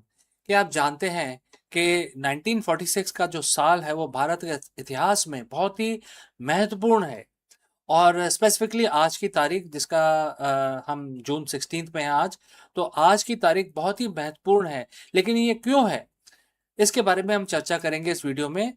थोड़ा सा बता देता हूँ कि जो ब्रिटिश वॉइसरॉय थे वो एक मीटिंग कर रहे थे इंडियन पॉलिटिशियंस के साथ। इस मीटिंग का नाम रखा गया उन्होंने कैबिनेट मिशन 1946। लेकिन जब भी ये मीटिंग होती थी उस टाइम विभाजन की बातें ज़्यादा होती थी। हालांकि जून 16 को ये पूरी तरह तय हो गया कि अब इंटरिम गवर्नमेंट बनेगी और आज़ादी मिलेगी और इसके बाद बंटवारा भी होगा। तो ये एक बहुत इंपॉर्टेंट तारीख है हमारी हिस्ट्री की। आगे बढ़ते हैं, इसके बारे में और जानते हैं। तो दोस्तों, कुछ ऐसी तारीखें होती हैं, ऐसा कुछ हिस्ट्री होती है जो हमारे पन्नों पे दर्ज नहीं होती, लेकिन हमारे डीएनए में पाई जाती है। हम सब जानते हैं 15 अगस्त 1947 को इंडिया को आज़ादी मिली, लेकिन इसका रास्ता 1947 में शुरू नहीं हुआ। इसके रास्ते में काफ़ी मोड़ आए और पहली दफ़ा ये 1946 में इसका रास्ता तय किया गया, जो काफ़ी मीटिंग्स के बाद ये एक मुकाम आया। आज हम बात करेंगे उस साल की जिसमें भारत की तकदीर हमेशा के लिए बदल दी। हम बात करेंगे 1946 के उस कैबिनेट मिशन की जिसके विफल होने से एक खंड भारत के सपने को चकनाचूर कर दिया। आज हम समझेंगे कि एक टेबल पे बैठे वार्ताओं और देशों के बंटवारे की पटकथा कैसे लिखी गई। और 1946 का साल था, सेकेंड वर्ल्ड वॉर खत्म हो चुकी थी, ब्रिटेन जीत तो गया था लेकिन अंदर से खोखला हो चुका था। भारत में ब्रिटिश हुकूमत के खिलाफ गुस्सा चरम हाईएस्ट पॉइंट पर था। शाही नौसेना का विद्रोह हो चुका था, which is the royal navy जो इंडिया में थी। ब्रिटिश प्रधानमंत्री को समझ आ गया था कि भारत पर राज करना अब बिल्कुल इम्पॉसिबल है। ब्रिटेन अब भारत को छोड़ना चाहता था, लेकिन शर्त यह थी कि ट्रांसफर ऑफ पावर शांतिपूर्ण तरीके से हो। और इसी उद्देश्य के साथ मार्च 1946 में 3 ब्रिटिश मंत्रियों पैथिक लॉरेंस और उनके जो सहयोगी थे, उनको भारत भेजा गया। और इसको इतिहास में कैबिनेट मिशन के नाम से जाना जाता है। तो दोस्तों, आगे बढ़ने से पहले मैं पूछना चाहता हूं कि आप किस शहर से हमारे साथ जुड़े हैं और किस लैंग्वेज में हमारा वीडियो देख रहे हैं। इससे हमें मदद मिलेगी, हम अपने चैनल की रीच को असेसमेंट कर सकेंगे। तो चलिए आगे बढ़ते हैं। कैबिनेट मिशन का लक्ष्य क्या था? इसका मुख्य मकसद था भारत में एक ऐसी सरकार बनाना जो सत्ता संभाल सके और यह तय कर सके कि भारत एकजुट रह पाएगा कि नहीं रह पाएगा। मिशन के जो थे 3 हिस्से थे। 3 टियर एक योजना उन्होंने बनाई, जिसमें केंद्र में एक कमजोर सरकार, रक्षा, विदेश और संचार मामले केंद्र के पास होंगे। बाकी शक्तियां स्टेट्स को मिलेंगी और स्टेट्स के अंदर ग्रुप्स में बांटा जाएगा। तो जो कांग्रेस उस समय जो लीडिंग पार्टी थी, उनको लगा कि ये तो ढीला ढाला ढांचा है और मुस्लिम लीग को इसमें पाकिस्तान की झलक दिखाई देने लग गई। तो लेकिन यही वो मोड़ था जो दोस्तों जिसमें मोहम्मद अली जिन्ना ने पाकिस्तान की मांग करके वो अड़ गए, क्योंकि इस तरह का उन्होंने प्रपोजल दिया था जो कैबिनेट मिशन था, जिसमें उन्होंने वीक सेंट्रल गवर्नमेंट दिखाई थी और स्ट्रॉन्ग स्टेट दिखाए थे। तो इसी बात को लेके उनको लगा, मोहम्मद अली जिन्ना को लगा कि ये मौका है जिसमें हम अपना देश बना सकते हैं। तो उन्होंने पाकिस्तान के मांग पे वो बहुत ही जिद करने लगे और उस पर अटक गए। और इसके बाद काफ़ी डिस्कशन हुए इसके अंदर, लेकिन डेड एंड पे जाके खड़े हो गए। तो जब 16 मई 1946 को कैबिनेट मिशन की रिपोर्ट आई, तो शुरू में तो सबने उसको माना, लेकिन बाद में डेफिनेशंस के ऊपर झगड़ा शुरू हो गया। और क्योंकि डेफिनेशन डॉक्यूमेंट में काफ़ी हर चीज़ें डिफाइन की जाती हैं, तो और उसमें कांग्रेस का मत ये था कि जो ग्रुप्स हैं उसकी ज़रूरत नहीं है, क्योंकि उन्होंने वीक गवर्नमेंट बनाई है सेंटर पे, स्टेट पे स्ट्रॉन्ग गवर्नमेंट बनाई है और स्टेट गवर्नमेंट के अंदर भी ग्रुप्स बनाए हैं जिसकी ज़रूरत नहीं है। लेकिन जो मुस्लिम लीग पार्टी थी, जो दूसरी पार्टी थी, मोहम्मद अली जिन्ना उसके प्रेसिडेंट थे, वो कह रहे थे कि ग्रुप तो बहुत ही ज़रूरी है, ग्रुप होना ज़रूरी है। तो यही वो पल था जिसमें भारत का भविष्य का फैसला हो रहा था। और जिन्ना ने डायरेक्ट एक्शन डे का भी ऐलान कर दिया था, जिससे काफ़ी दंगे भड़के और काफ़ी यहाँ पे उत्पात हुआ। आप सब जानते हैं उसके बारे में, हम उसके बारे में डिटेल में नहीं जाएंगे। हम सिर्फ इसकी बात करेंगे कि यहाँ पे 16 जून को क्या डिस्कशन स्टार्ट हुआ और 2 सितंबर 1946 को जवाहरलाल नेहरू के नेतृत्व में अंतरिम सरकार, जो इंटरिम गवर्नमेंट थी, उसका गठन हुआ, जो देश का कार्यभार संभालेगी। और ये लेकिन अभी पूरी तरह पावर ट्रांजिशन नहीं हुआ था, लेकिन ये पूरी तरह एक इंडिपेंडेंट सरकार बनी 1946 में। और इसके बाद जो काफ़ी कुछ हुआ इसके अंदर, इंडिया और पाकिस्तान फॉर्मेशन के बाद काफ़ी लोग इधर से उधर गए, उधर से इधर आए, काफ़ी लोगों तो काफ़ी कुछ हुआ, वो हम डिस्कस नहीं करेंगे। लेकिन 1946 का साल हमें यह सिखाता है कि जब बड़े फैसले बंद कमरों में लिए जाते हैं तो विश्वास की कमी होती है और इसका खामियाजा आम जनता को भुगतना पड़ता है। 1946 की उन नाकाम वार्ताओं ने 1947 की आज़ादी तो दी, लेकिन साथ में बंटवारे का भी एक जख्म दिया जो आज हमारे इतिहास में अच्छी तरह मतलब कुरेदा गया है। आज हम पीछे मुड़ के देखते हैं तो कैबिनेट मिशन सिर्फ एक प्रशासनिक डॉक्यूमेंट नहीं, बल्कि भारत की तकदीर बदलने वाला वो मोड़ है जैसे आज जिसने हमें आज का मॉडर्न इंडिया दिया। अगर हम इसको देखें तो हमारे को सीख मिलती है, जानकारी मिलती है कि फ्यूचर में हम इस तरह के काम ना करें जिसमें वीक गवर्नमेंट इस तरह का बनाया गया कि सेंटर पे गवर्नमेंट वीक होगी और ग्रुप्स होंगे और स्टेट गवर्नमेंट स्ट्रांग होगी। तो मतलब ये पूरा का पूरा जो इंडिया अगर छोड़ के जाता है अंग्रेज, तो पूरा उसको तोड़ने का इनका प्लान था। तो ये जानकारी हमारे को 16 जून 1946 में मिली जब ये डिस्कशन आगे बढ़ा। तो दोस्तों, इस वीडियो को अपने दोस्तों के साथ, अपनी फैमिली के साथ ज़रूर शेयर करें, हमारे चैनल को सब्सक्राइब करें। मिलता हूँ अगली बार। और अगर कोई इसमें आपके पास कोई पॉइंट है या आपका कोई सवाल है तो ज़रूर हमें कमेंट करके बताएं। तो मिलता हूँ दोस्तों अगले वीडियो में, तब तक के लिए अपना ख्याल रखें। जय Hind.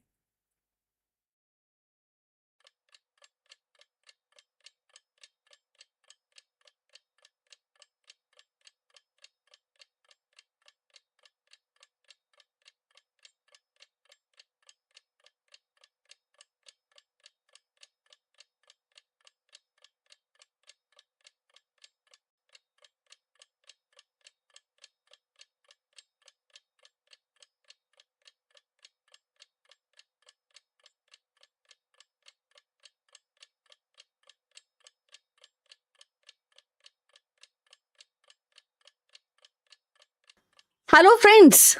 We are deconstructing the sophisticated hydraulic mastery etched into a very bastion of Vijayanagar Empire. By tracing hidden stone channels and forgotten cisterns, we reveal the blueprint of ancient superpower. See how the imperial engineers harnessed the chaotic force of nature to sustain a city of millions against all odds. So, hidden beneath the scorched granite of Hampi lies a secret that kept an empire alive. While the monsoon rains once threatened to drown this city, the Vijayanagar engineers did the impossible. They weaponized the water and discovered the subterranean stone conduct that turned a seasonal deluge into a display of absolute liquid power. So let's find out more about it. The story of Vijayanagar's rise is not about kings. It is not about temples or army. It is actually equally about water. Hidden beneath the grandeur of its palaces and the sacred geometry of its shrine lays a secret network of channels, reservoirs and aqueducts that transformed a rocky plateau into a beating heart of mighty empire. This hydraulic marvel was the silent architect of prosperity, feeding fields and sustaining cities and ensuring the resilience against the drought in a land where the Tungbhadra river alone could not actually sufficient. So the engineers of Vijayanagar understood the terrain like poet understand the rhythm. They carved the channel from Tungbhadra, bending its flow into intricate arteries that carries life across the miles of granite and scrub. So these channels fed massive tanks, something like Pushkarnis, the simmering like a mirror beside a temple, not only serving ritual purity, but also acting as a reservoir for civic life. The Kamalpura tank and the Tattu canal and the Grand Haria canals were more than a feast of engineering, and they were a lifeline that allowed the rice, sugarcane, the cotton to flourish in abundance. Agriculture became the empire's backbone, and the surplus grain became its currency of power. But this was not something like a crude utility system. The water work were woven into the spiritual and aesthetic fabric of the city. Temple tanks reflected the gopurams in their still water, while stepped walls invited both ritual immersions and practical use. The hydraulic system was designed with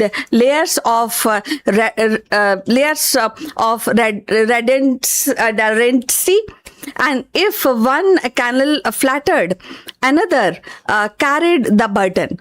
This was a philosophy of resilience and anticipating scarcity and turning it into abundance.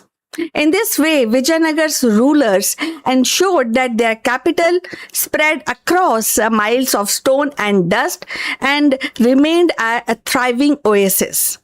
So, friends, if you have reached this far, please inform us from which city you have tuned in and which language you are watching this video.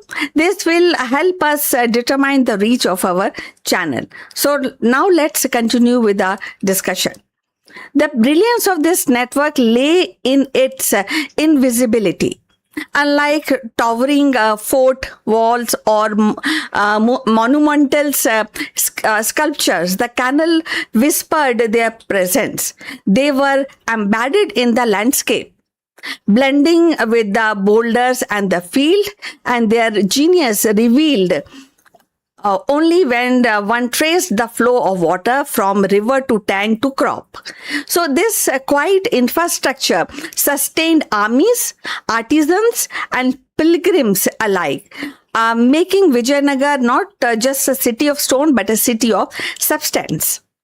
When foreigner travelers like Domingo Pias and Fernão Nunes visited, they marveled not only the bazaars and temples but at the sheer abundance of food and water. They saw a city where the scarcity had been conquered by design, where the prosperity was engineered into the land itself. The hydraulic system was empire's invisible crown, ensuring that Vijayanagar could withstand seas, drought, and time. Today, as ruins lie scattered across Hampi's landscape, the remnant of this water network still we can found its presence after monsoon rains. The canals carved into granite, tank that still hold water, and field that still bear crops remind us that the empire are built not only on conquest but on the quiet mastery of nature. So Vijayanagar's hydraulic marvel were the secret veins of empire, carrying life through the stone and proving that water, more than gold or army, is the true foundation of civilization. So the tale of Vijayanagar water network closes not with the silence but with the lingering echo of ingenuity. The empire's canals and tanks and aqueducts were more than stone and flow. They were the veins of civilization that understood how to turn a harsh landscape into a cradle of abundance. In their quiet persistence, these hydraulic marvels remind us that the power is not only forged into battles or carved in temples, but also in the unseen current that sustain life. Even in the ruins, the remnant of this network whisper the resilience and foresight. They stand as testimony to a vision that bound nature, human with into a harmony, proving that empire rise not merely on conquest but on a wisdom of nurture. So Vijayanagar's secret water system was its invisible empire builder, a legacy etched in granite and flowing while still in the memory, and enduring lesson that the true strength of civilization lies in how it sustains its people. So we have come to the end of this discussion. Please like and subscribe our channel, and we look forward for your comment on this topic. So see you in the next one. Till then, bye.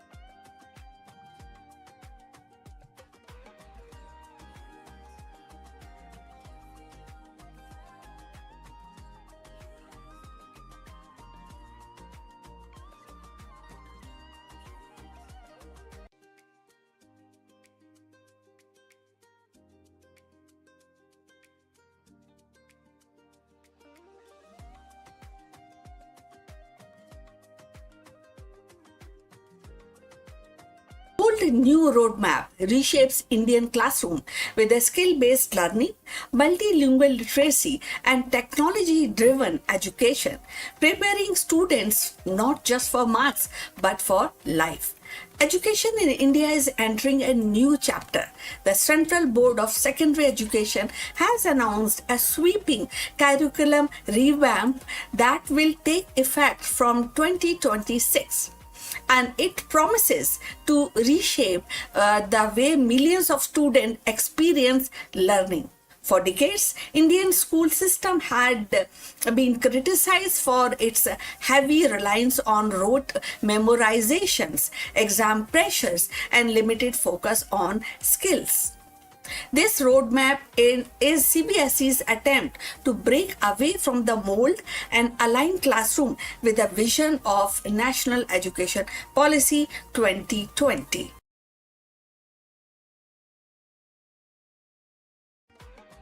At the heart of the revamp is a shift towards skill-based learning. Instead of simply reproducing textbook answers, students will be encouraged to think critically, solve problems creatively, and collaborate with the peers. The idea is to prepare them not just for exam, but for the life beyond school, whether in higher education, the workplace, or society at large. Teachers will be expected to integrate projects, presentations, and real-world case studies into their lessons, making learning more engaging and practical. One of the most debated actually changes in is the three-language rule. Under the new framework, students will study 3 languages up to class 10, with at least one being an Indian language. Supporters argue that this will strengthen cultural roots, multilingual literacy, while the critics worry that it may add stress to students already juggling with multiple subjects. The policy reflects CBSE's attempt to balance global competitiveness with a national identity. So if you have reached this far, please inform us from which city you have tuned in and in which language you are watching this video. This will determine the reach of our channel. So going forward, another major reform in the reduction of content load. The syllabus will be streamlined to focus on core concept, cutting down an excessive detail that often overwhelmed students. And this will free up time for experimentations, experiential learning activities in the lab and the field projects and creative exploration. So alongside this, CBSE plan to integrate technology and digital tools into classroom. So adapted learning platform, AI assist resources, and online practical module will become the part of everyday teaching, ensuring students are comfortable with the digital world they will inherit. Assessment will also undergo a transformation. The traditional high-stake exam model will give way to continuous competency-based evaluation. Marks will be no longer hinged solely on the 3-hour test. Instead, projects, practical, and presentation will carry a greater weight. And this change is expected to reduce exam stress and provide a more accurate picture of students' ability.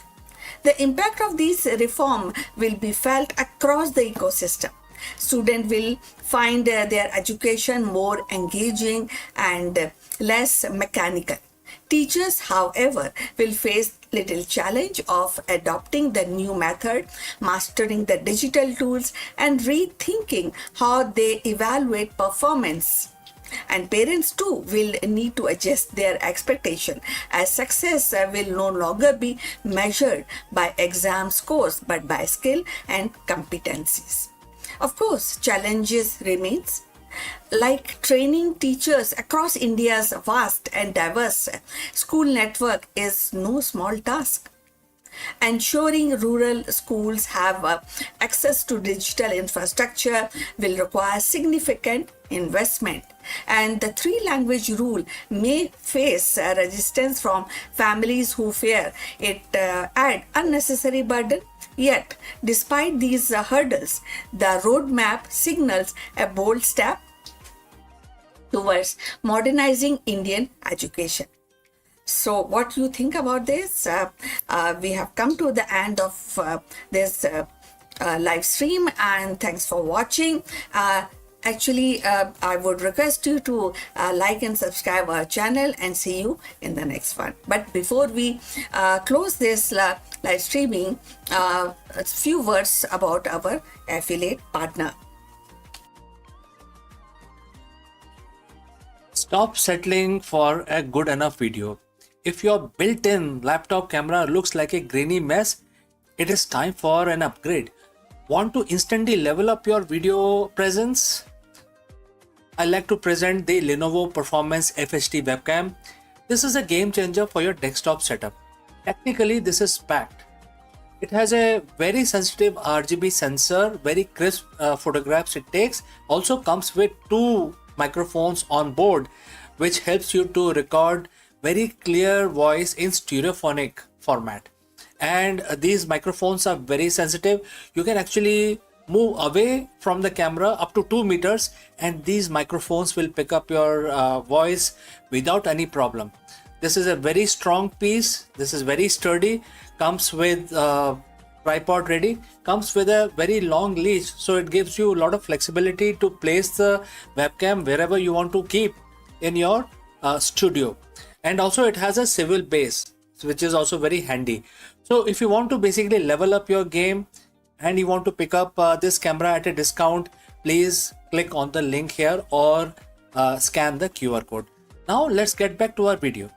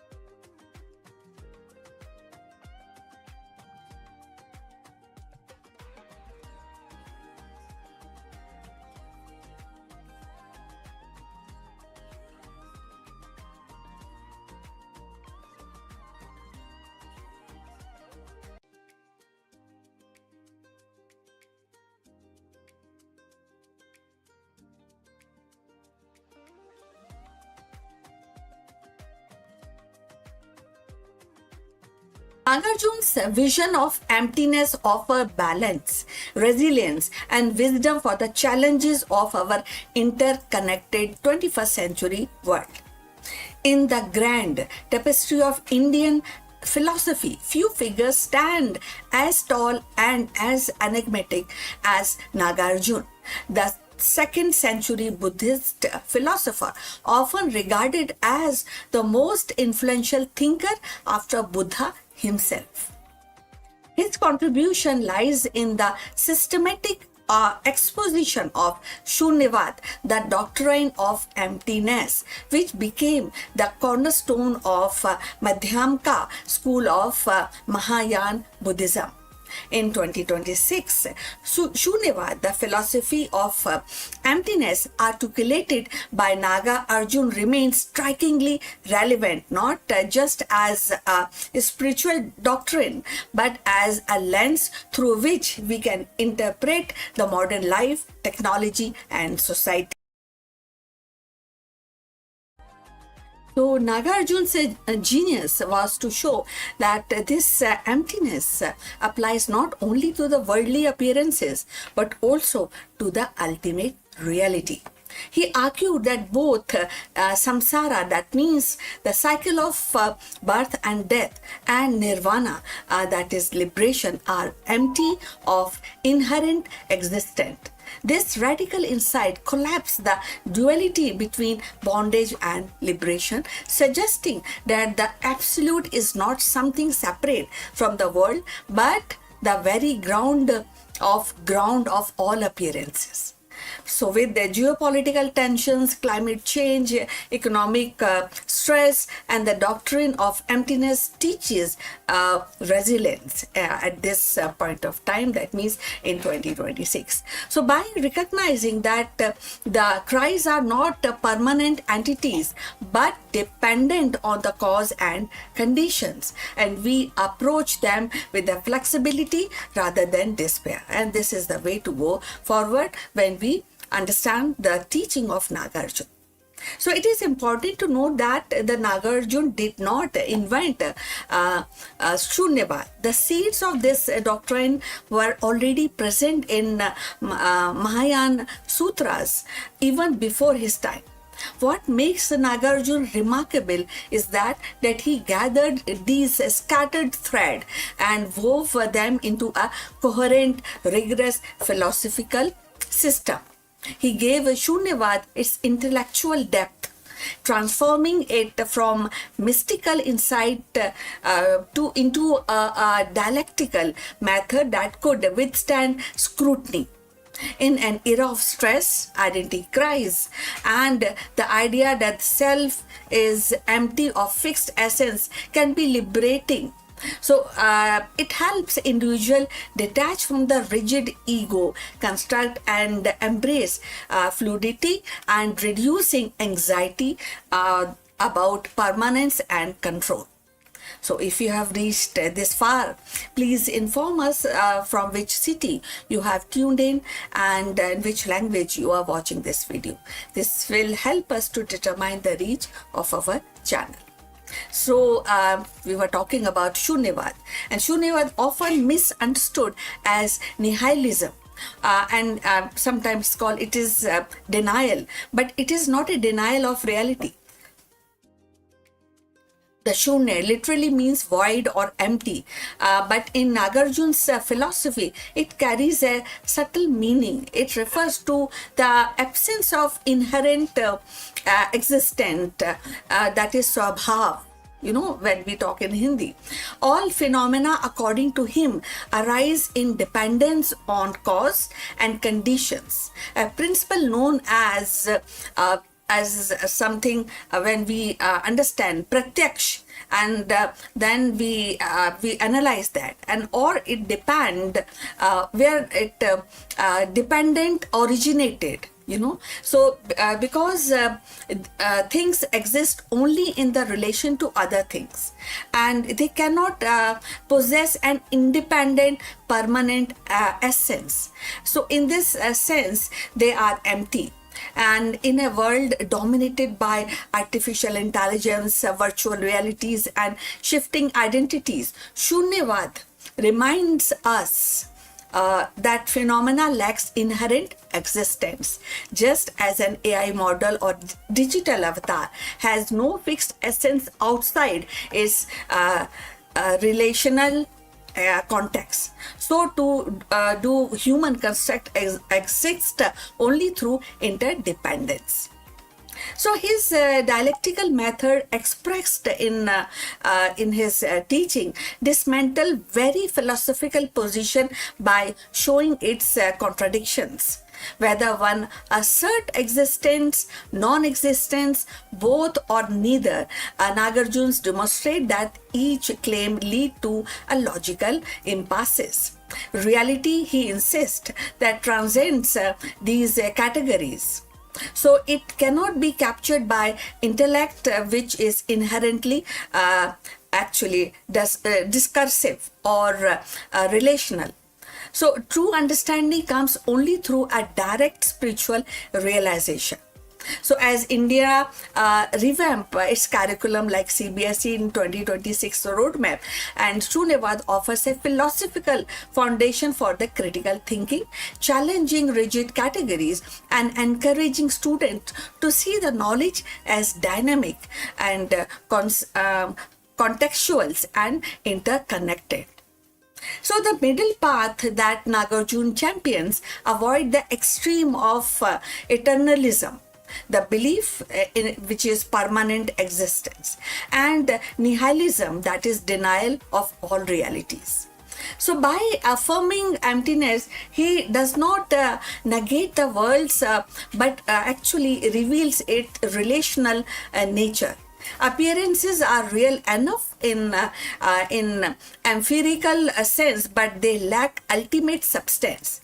The absolute, meanwhile, is not a thing but a non-dual reality in which all distinctions dissolve. So this philosophy had a profound implication. It reshaped Buddhist metaphysics, influenced later thinkers in Tibet and China and Japan, even resonate with the modern philosophers who saw in Nagarjuna's prosecutors to ritualism and relationalism and demonstration. So his instances that the concept collapse under their own weight anticipate contemporary critics of language and meaning. So Shunyavad's emphasis or interdependence resonate with the ecological thought. It reminds us that the human nature technologies are not separate entity but a part of a web of condition and an insight crucial for sustainability in 2026. Yet, Nagarjuna's aim was not merely intellectual. His philosophy was deeply soteriological, and it means to liberate. So, by realizing the emptiness of all things, one is freed from clinging or aversions or delusion. The realization of Shunya is or we say Shunyata, that is the realization of nirvana itself. So in the end, Nagarjuna's contribution lies in his ability to articulate the ineffables. He took the Buddha's insight into dependent origination and expanded it into a comprehensive philosophy of emptiness. Shunyavad, for being a doctrine of despair, Shunyavad is a doctrine of freedom actually. So it teaches that by seeing through the illusion of inherent existence, we awaken to the non-dual reality where the samsara and the nirvana are not opposite but unified. So this is a resolution of thought that Nagarjuna gifted to the world, a vision that continues to inspire seeker and scholars alike. Please send your comments, subscribe our channel, and for more insight into Indian spirituality and mythology, see you in the next one. But before we end this live stream, a few words about our affiliate partner. Stop settling for a good enough video. If your built-in laptop camera looks like a grainy mess, it is time for an upgrade. Want to instantly level up your video presence? I like to present the Lenovo Performance FHD webcam. This is a game changer for your desktop setup. Technically, this is packed. It has a very sensitive RGB sensor, very crisp photographs it takes. Also comes with 2 microphones on board, which helps you to record very clear voice in stereophonic format. And these microphones are very sensitive. You can actually move away from the camera up to 2 meters, and these microphones will pick up your voice without any problem. This is a very strong piece. This is very sturdy. Comes with tripod ready. Comes with a very long leash, so it gives you a lot of flexibility to place the webcam wherever you want to keep in your studio. And also it has a swivel base, which is also very handy. So if you want to basically level up your game and you want to pick up this camera at a discount, please click on the link here or scan the QR code. Now let's get back to our video.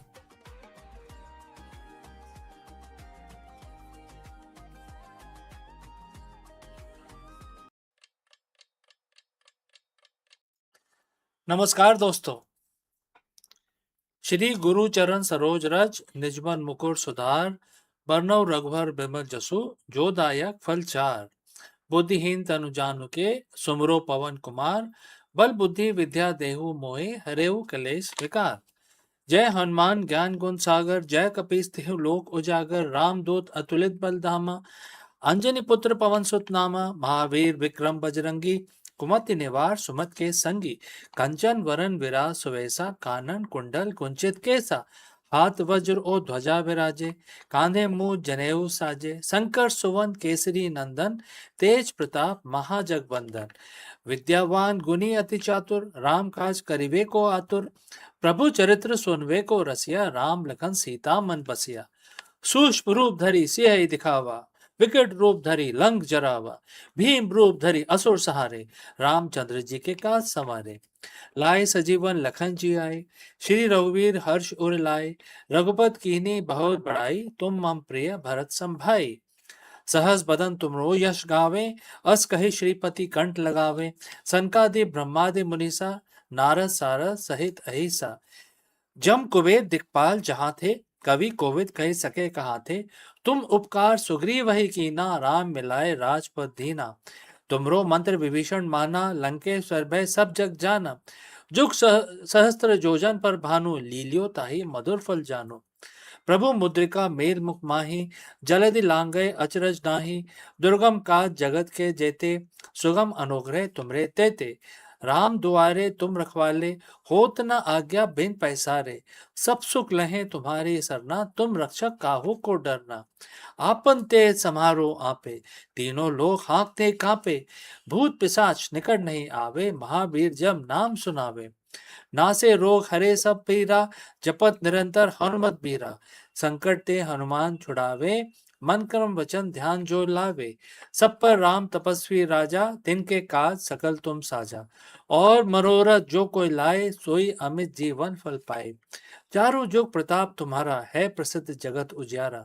साधु संत के तुम रखवाले असुर निकंदन राम दुआरे अस सिद्धि नौ निधि के दाता अस पर दीन जान की माता राम रसायन तुमरे पासा सदा रहो रघुपति के दासा तुमरे भजन राम को पावे जन्म जन्म के दुख बिसरावे अंत काल रघुवर पुर जाई जहाँ जन्म हरि भक्त कहाई और देवता चित न धरे हनुमत से ही सब सुख करे संकट कटे मिटे सब पीरा जो सुमरे हनुमत बलबीरा जय जय जय हनुमान गुसाई कृपा करो गुरुदेव की नाई जो सतपार पाठ कर कोई छूटे बंदी महा सुख होई जोए पढ़े हनुमान चालीसा होए सिद्धि साखी गौरी सब तुलसीदास सदा हरिचेरा कीजिए नाथ हृदय में डेरा पवन तनय संकट हरन मंगल मूरत रूप राम लखन सीता सहित हृदय बसो सुरभूप जय श्री राम जय श्री राम जय श्री राम।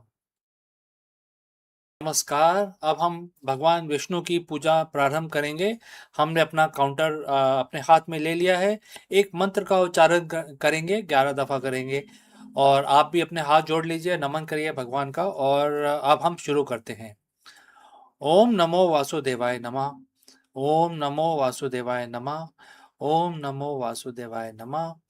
ओम नमो वासुदेवाय नमः। ओम नमो वासुदेवाय नमः। ओम नमो वासुदेवाय नमः।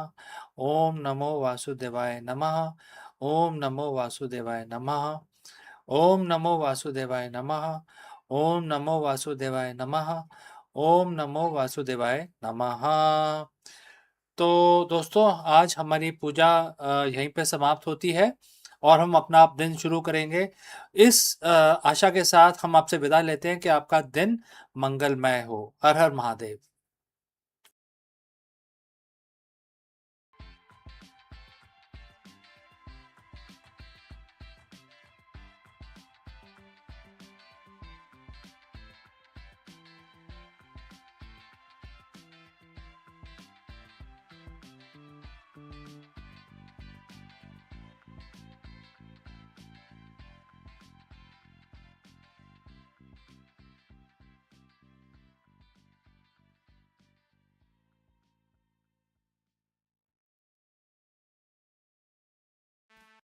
Hello, friends. Let me ask you, is the Big Bang singularity a myth? For decades, Einstein's general relativity and the quantum mechanics have been at war. While Einstein explained the cosmos and the quantum mechanics explain the subatomic, they break down at the very beginning of the time. Enter quadratic gravity, the potential missing piece that could finally unify the physics. In this video, we dive deep into the recent breakthrough in quadratic gravity. Unlike standard general relativity, which leads to impossible singularity, quadratic gravity introduces higher order terms. This mathematical addition might prevent universe from being hitting a zero, suggest a smooth, finite origin of our cosmos. Let us explore this further. For over 100 years, we have lived in Einstein's universe. His theory of general relativity is a masterpiece. It explains how gravity shapes galaxies, bend light, and keep time ticking. But if you rewind the cosmic clock back to 13.8 billion years, Einstein math does not do anything. In fact, it does something terrifying. It breaks down. At the very moment of the Big Bang, the general relativity point to a singularity, a point of infinite density and zero volume. In physics, infinite usually means we have missed something. It's a keep out sign posted by the universe. For decades, we have been looking for a bridge between the smooth curves of Einstein's gravity and the jittery, pixelated world of quantum mechanics. We have tried string theory, loop quantum gravity, and dozens of others, but a new old contender is making a wave, right? That is known as quadratic gravity. Today we are going beyond the Big Bang to see if this mathematical breakthrough is the missing piece of the cosmic puzzle. So friends, if you have reached this far, please inform us from which city you have tuned in and in which language you are watching this video. This will help us determine the reach of our channel. Alright, let's move ahead. To understand the solution, we have to understand the failure. Einstein's gravity is based on Einstein-Hilbert action. In simple terms, it says that the matter tells space how to curve, and space tells matter how to move. This works perfectly for planets and stars. But when compress the entire mass of the universe into a smaller space than an atom, gravity becomes infinitely stronger. In the standard model, this leads to mathematical blow-up. This is where the quantum mechanics usually steps in. But gravity is a non-renormalizable factor here, or a component. When physicists try to apply quantum rules to gravity, they get nonsensical result, which are infinite probabilities that makes it impossible to calculate anything. Gravity and quantum mechanics are like two languages that refuse to be translated together. So how does the quadratic gravity fix this? It does something deceptively simple. In Einstein's original equation, the math only cares about the linear curvature of the space. Quadratic gravity says, what if we add the square of that curvature to the equation? In the world of math, these are called the higher derivative terms. At the scale of our solar system, these terms are so tiny they are almost invisible. Einstein's original math still rules the day. But as you get closer to Big Bang, Where curvature becomes extreme, these quadratic turns on and they act like a cosmic buffer. Instead of letting the universe collapse into a single infinite point, these terms create a repulsive effect or smoothing mechanism. Think of it like a car suspension. On a flat road, you don't feel the spring. But when you hit a massive pothole, the big bang, the spring compresses and prevent the car from bottoming out. Quadratic gravity prevents the universe from bottoming out into a singularity. The most exciting part is this theory is renormalizable. In the year 1970, physicist Stella Still provided or proved that by adding these quadratic terms, the infinities in quantum gravity actually cancels out each other. For the first time, we had a version of the gravity that could play by quantum rules. So what does this mean for the Big Bang? If the quadratic gravity is correct, there was no beginning in the way we think of it. There was no point of zero volume. Instead, the universe might have reached a maximum density and then transitioned smoothly or even bounced from a previous state. It suggests a smooth origin, a universe that is finite, calculable, and most importantly, logical. It removes the magic of singularity and replaces it with elegance of higher order geometry. So, is the quadratic gravity the missing piece? It's not without its own problem. Some physicists worry about the ghost, mathematical states that have negative probability, which could then threaten the stability of the theory. But the recent work in phacons and a new mathematical framework are starting to bust these ghosts. We are currently in the golden age of cosmology with new telescopes and the gravitational wave detectors. We are looking closer to the echoes of the Big Bang than ever before. If we find specific pattern in the cosmic microwave background radiation, it might just prove that quadratic gravity was at work in those first few billionth of a second. If Einstein gave us the map of the stars, quadratic gravity might finally give us the map of the beginning. So, what do you think, friends? Did the universe start from nothing, or is it a continuous cycle of geometry? Let me know in the comments below, and don't forget to like and subscribe for more journeys into the deep fabric of reality. My name is CK. Thanks for watching. Before I go, I'd like to share a word about our affiliate partner. Stop settling for a good enough video. If your built-in laptop camera looks like a grainy mess, it is time for an upgrade. Want to instantly level up your video presence? I like to present the Lenovo Performance FHD webcam. This is a game changer for your desktop setup. Technically, this is packed.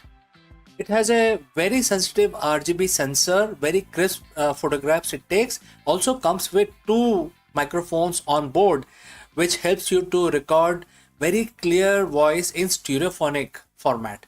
And these microphones are very sensitive. You can actually move away from the camera up to 2 meters and these microphones will pick up your voice without any problem. This is a very strong piece. This is very sturdy. Comes with tripod ready. Comes with a very long leash, so it gives you a lot of flexibility to place the webcam wherever you want to keep in your studio. And also it has a swivel base, which is also very handy. So if you want to basically level up your game and you want to pick up this camera at a discount, please click on the link here or scan the QR code. Now let's get back to our video.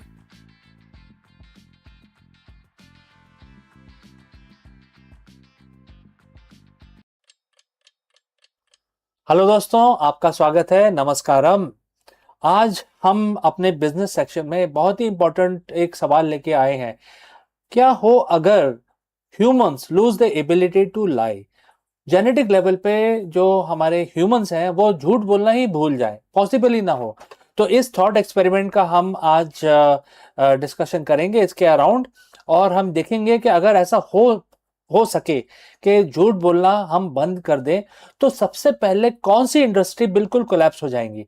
क्या वो advertising होगी, या कोई political campaign, या sales activity, जो पूरी तरह collapse हो जाएगी? और इस फीचर का अगर ऐसा हो सके, जैसे जैसे मैंने बताया, थॉट एक्सपेरिमेंट है, अगर ऐसा हो सके तो हमारी दुनिया की अर्थव्यवस्था, इकोनॉमी में क्या इफेक्ट पड़ेगा?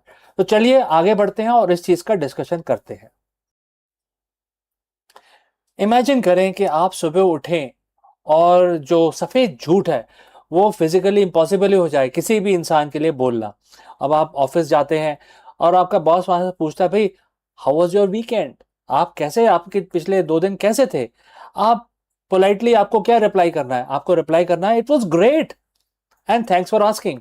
बट इसकी जगह आप बोल देते हैं, अरे भाई आपकी प्रेजेंटेशन बना रहा था, मिजरेबल था, बहुत ही स्ट्रेस में था मैं, आपकी इसी प्रेजेंटेशन के लिए तैयारी करा था, अभी भी स्ट्रेस में हूँ। ऐसा बोलेंगे तो क्या होगा, राइट? तो ऐसा तो हम बोलते नहीं है, हम तो बोलते हैं it was great, I had fun. लेकिन अगर ऐसा हो जाए तो क्या हो?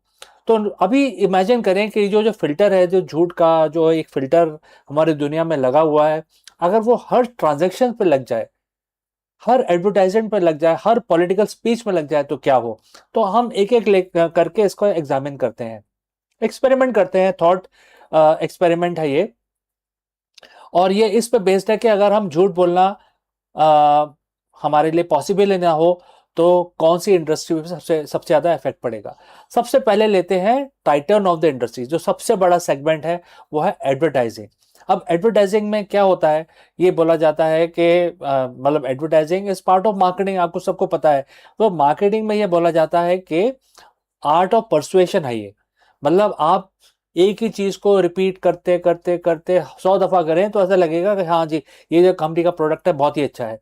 तो जैसे कि कई प्रोडक्ट होते हैं कि 99.9% जम्प्स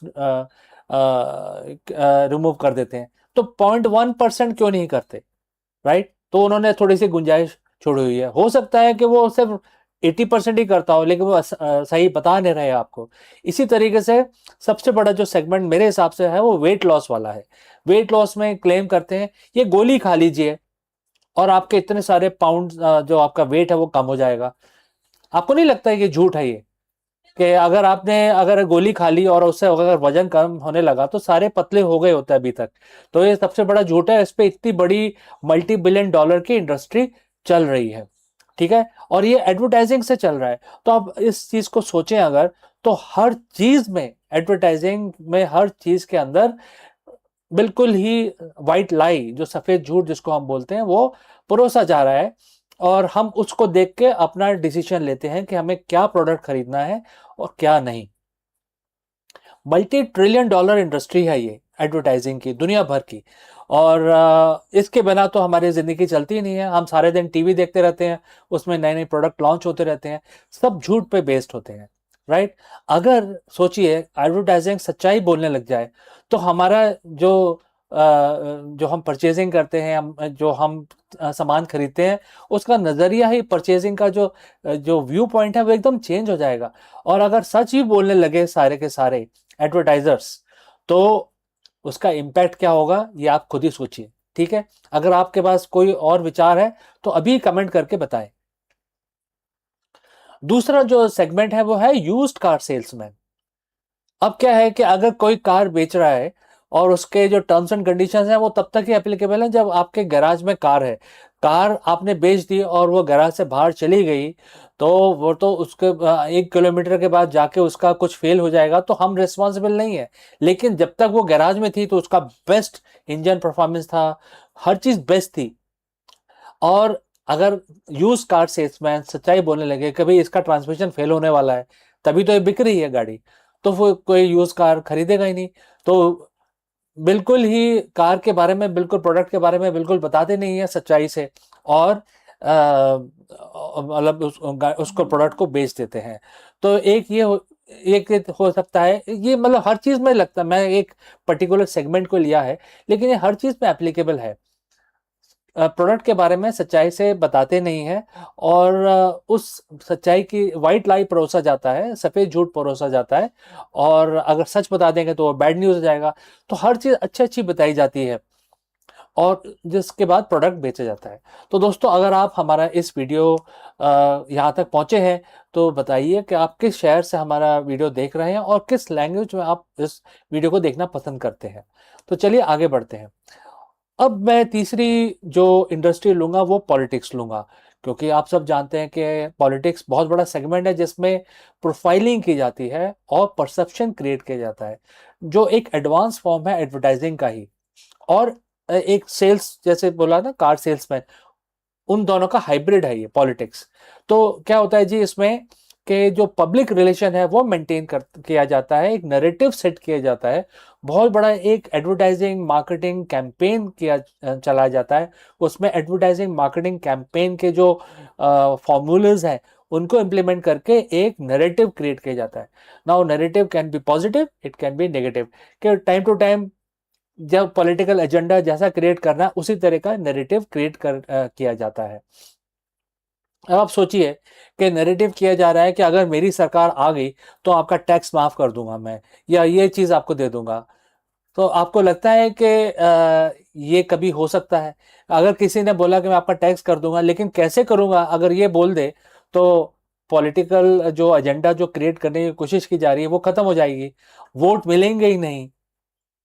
तो क्योंकि अगर ये बोल दे कि अच्छा मैंने ये बोल तो दिया कि मैं आपका टैक्स काट दूंगा, लेकिन मुझे कोई आइडिया नहीं है कि मैं कैसे करूंगा, अगर ऐसा बोल दे कोई पॉलिटिशियंस, तो वो तो उसका कैंपेन ही खत्म हो जाएगा, right?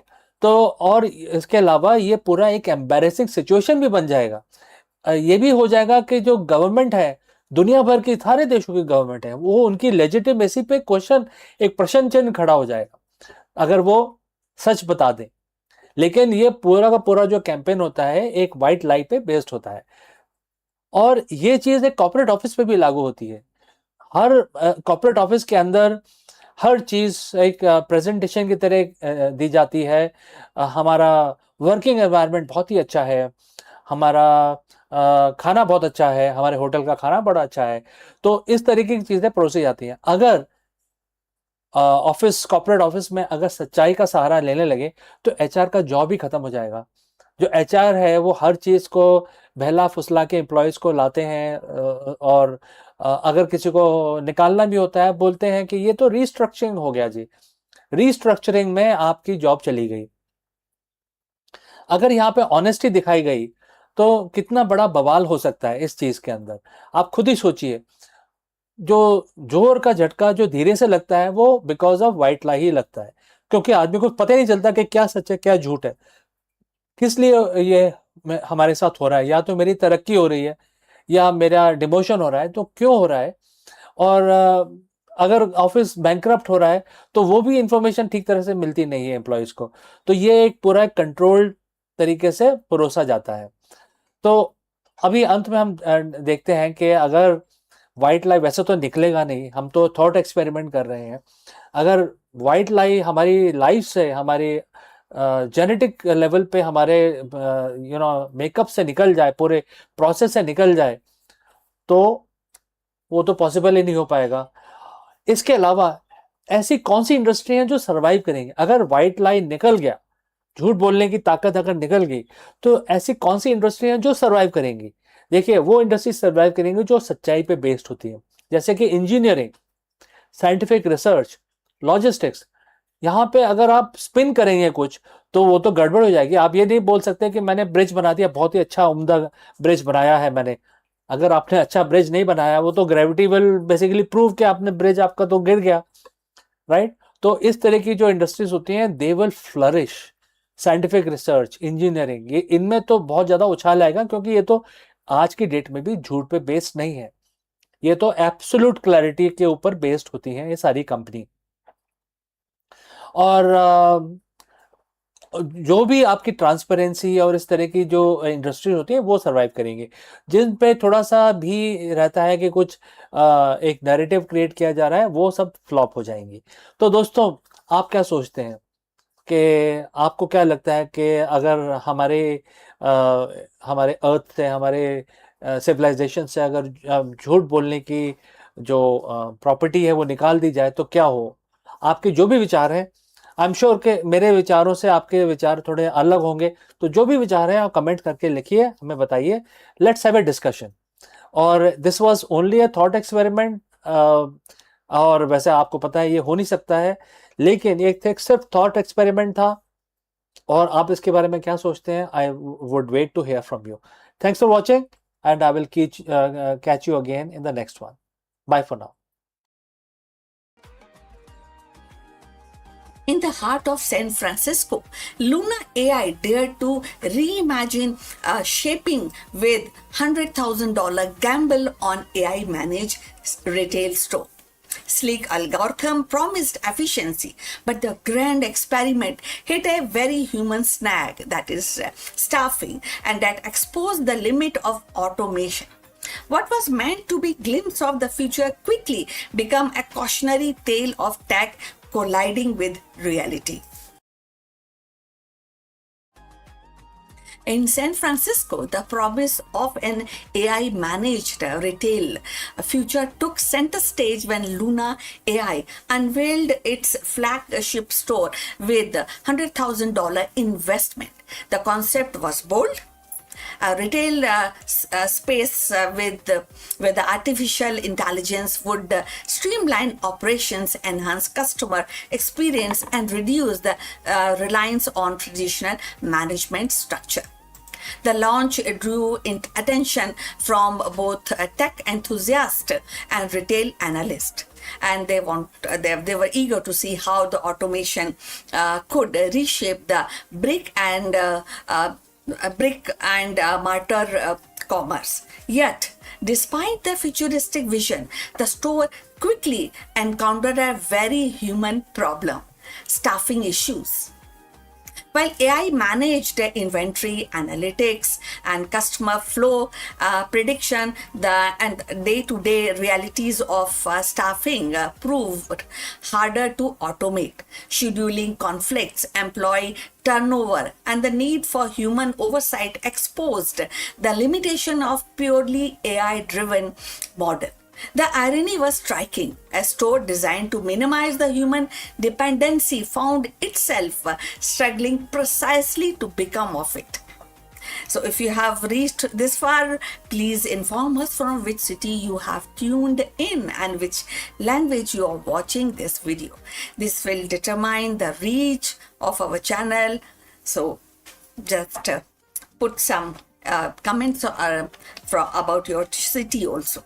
So now we were talking about the store, and the Luna AI experiment underscores a broader tension in the modern retail. And technology can optimize the process, but it cannot fully replace the adaptability, empathy, and the problem-solving skill of human staff. For investors and entrepreneurs, the lesson is clear. The innovation must balance automation with human capital.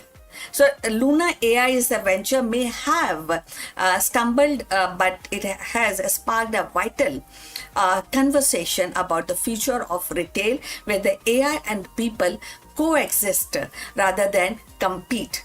So, Luna AI store shows that even in the world run by algorithm, retail still need human touch. So Luna AI experiment in San Francisco was more than just a store. It was a test of how far automation can carry retail into future. Yet the staffing struggles revealed a truth that technology alone cannot erase the human presence remains, and it also tells us that humans interventions, human presence remains the backbone of customer experience.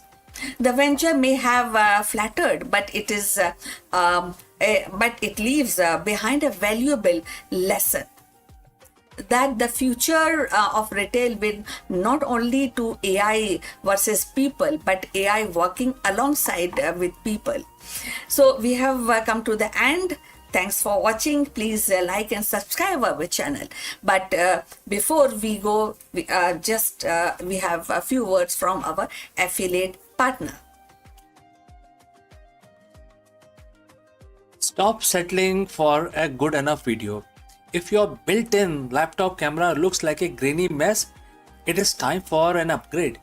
Want to instantly level up your video presence? I like to present the Lenovo Performance FHD webcam. This is a game changer for your desktop setup. Technically, this is packed. It has a very sensitive RGB sensor, very crisp photographs it takes. Also comes with 2 microphones on board, which helps you to record very clear voice in stereophonic format. And these microphones are very sensitive. You can actually move away from the camera up to 2 meters and these microphones will pick up your voice without any problem. This is a very strong piece. This is very sturdy. Comes with tripod ready. Comes with a very long leash, so it gives you a lot of flexibility to place the webcam wherever you want to keep in your studio. And also it has a swivel base, which is also very handy. So if you want to basically level up your game and you want to pick up this camera at a discount, please click on the link here or scan the QR code. Now let's get back to our video. नमस्कार दोस्तों, आप सभी का स्वागत है। और आज 2 जून का तारीख है आज, और आज तो मंगलवार है। तो आज अपना दिन शुरू करने से पहले हम हनुमान जी की प्रार्थना करेंगे और हम हनुमान चालीसा का पाठ करेंगे। आप भी हमारे साथ जुड़े और हनुमान चालीसा का पाठ करें। चलिए शुरू करते हैं। श्री गुरु चरण सरोज रज, निज मन मुकुर सुधार, वर्णव रघुबर बिमल जसु, जो दायक फल चार। बुद्धिहीन तनु जानिके, सुमरो पवन कुमार, बल बुद्धि विद्या देहु मोहे, हरेउ क्लेश विकार। जय हनुमान ज्ञान गुण सागर, जय कपीस तेहु लोक उजागर। रामदूत अतुलित बल धामा, अंजनी पुत्र पवन सुत नामा। महावीर विक्रम बजरंगी, कुमति निवार सुमत के संगी। कंचन वरन विराज सुवेसा, कानन कुंडल कुंचित केसा। हाथ वज्र ओ ध्वजा बराजे, कांधे मूज जनेऊ साजे। शंकर सुवन केसरी नंदन, तेज प्रताप महाजगबंदन। विद्यावान गुणी अति चातुर, राम काज करवे को आतुर। प्रभु चरित्र सुनवे को रसिया, राम लखन सीता मन बसिया। सूक्ष्म रूप धरी सिंह दिखावा, विकट रूप धरी लंक जरावा। भीम रूप धरी असुर सहारे, रामचंद्र जी के काज संवारे। लाए सजीवन लखन जी आए, श्री रघुवीर हर्ष उर लाए। रघुपत कीनी बहुत बड़ाई, तुम मम प्रिय भरत सम भाई।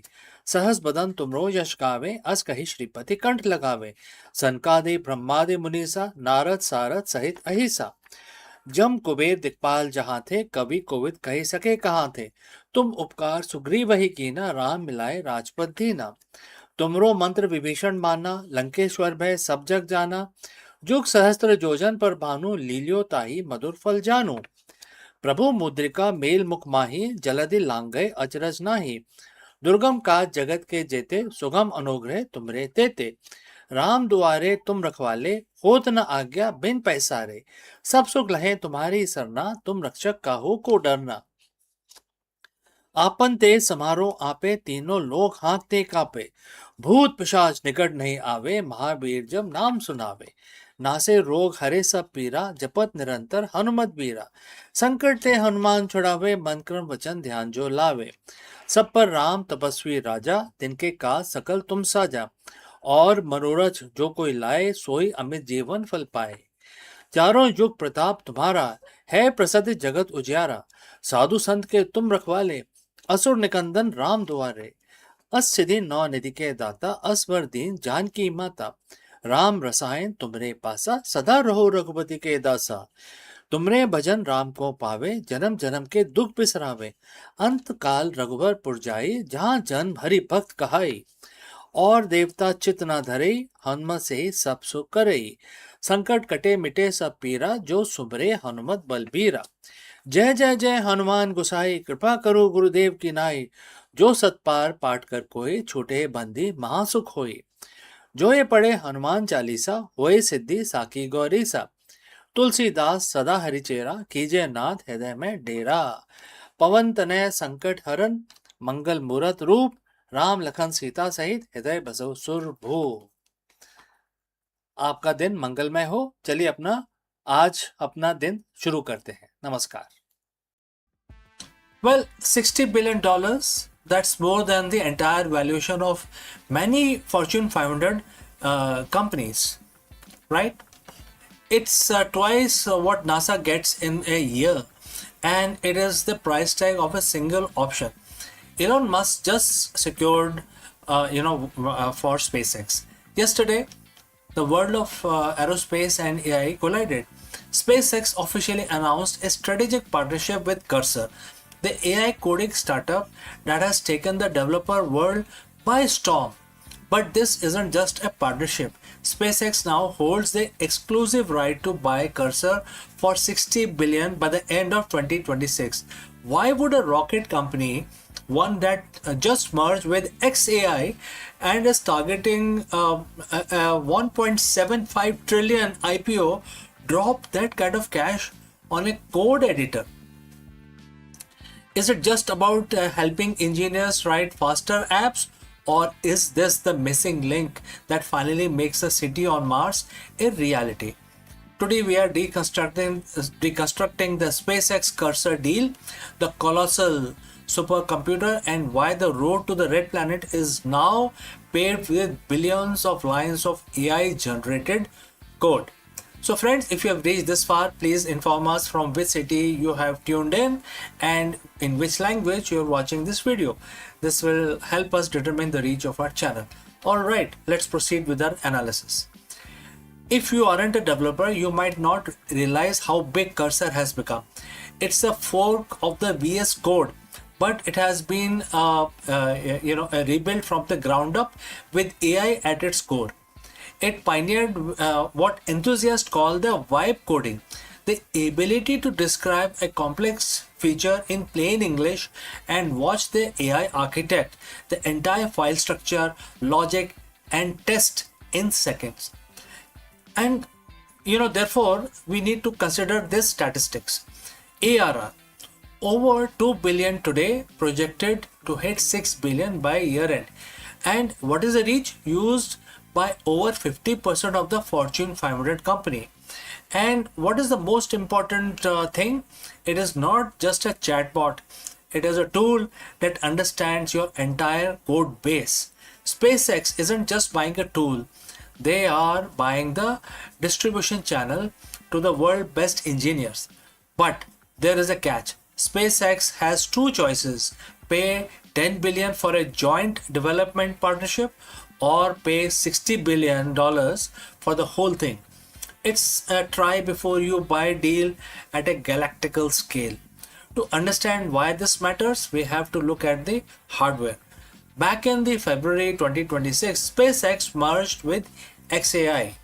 In that merger, SpaceX inherited Colossus, the world's most powerful AI training cluster running on roughly 1 million NVIDIA H100 equivalents.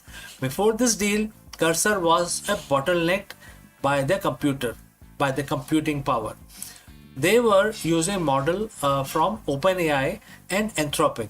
But now Cursor is moving into the SpaceX family. They get direct access to Colossus. Imagine taking the world's most intuitive coding interface and plug-in it to the world's largest supercomputer. We are talking about training a personal super intelligent specifically for engineering. This isn't about building another Grok for Twitter. It's about building an AI that can design a Raptor engine, simulate orbital mechanics, and debug the flight software of a starship in real time. Elon Musk has often said that the hardest part of Starship isn't that rocket, it is the machine that built the machine. To put a million people on Mars by 2050, you need thousands of starships. You need autonomous propellant plants on Martian surface. You need life support system that never fails. The software complexity required to manage a multi-planetary logistics chain is mind-boggling. Currently, writing that software takes thousands of human engineers and millions of man-hours.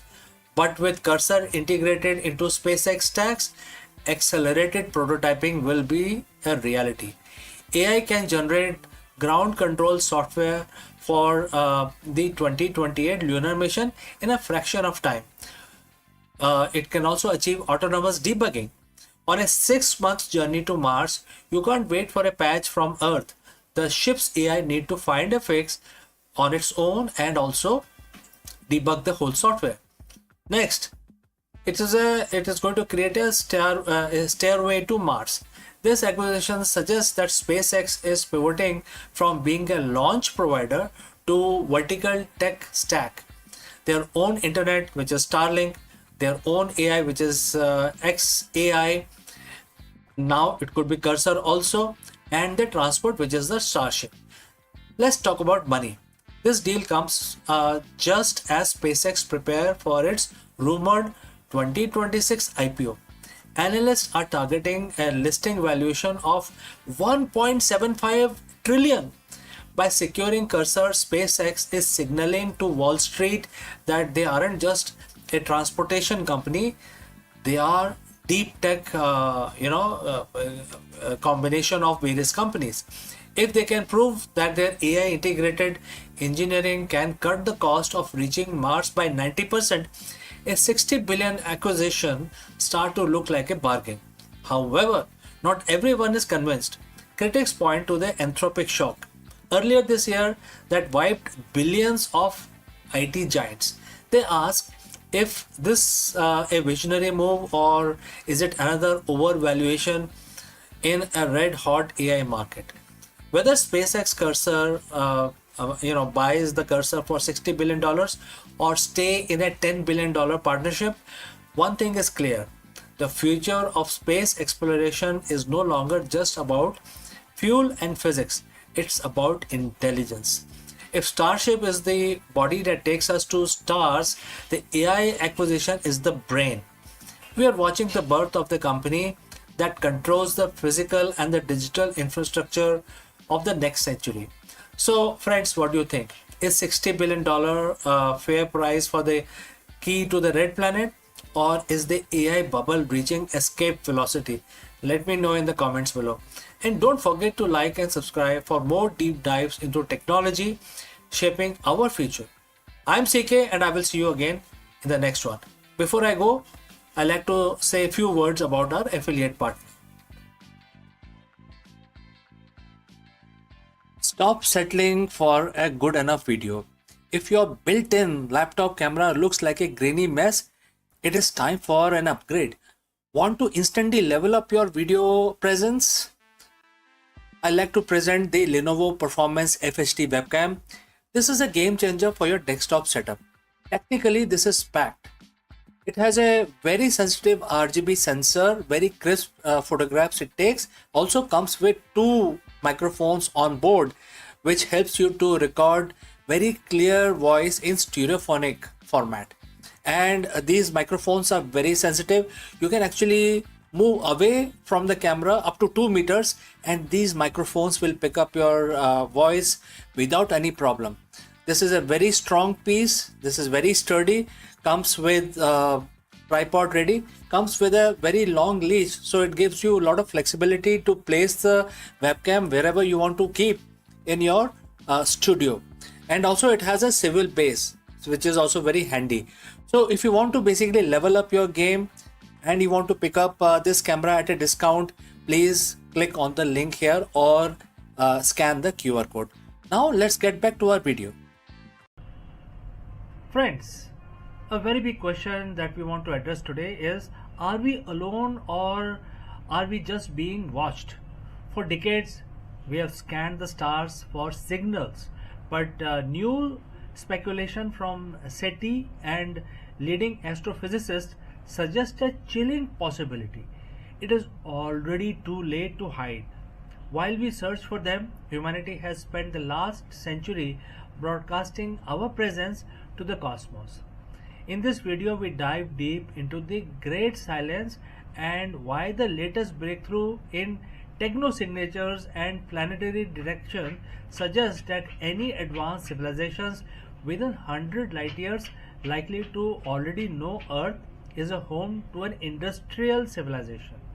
Let us explore this further.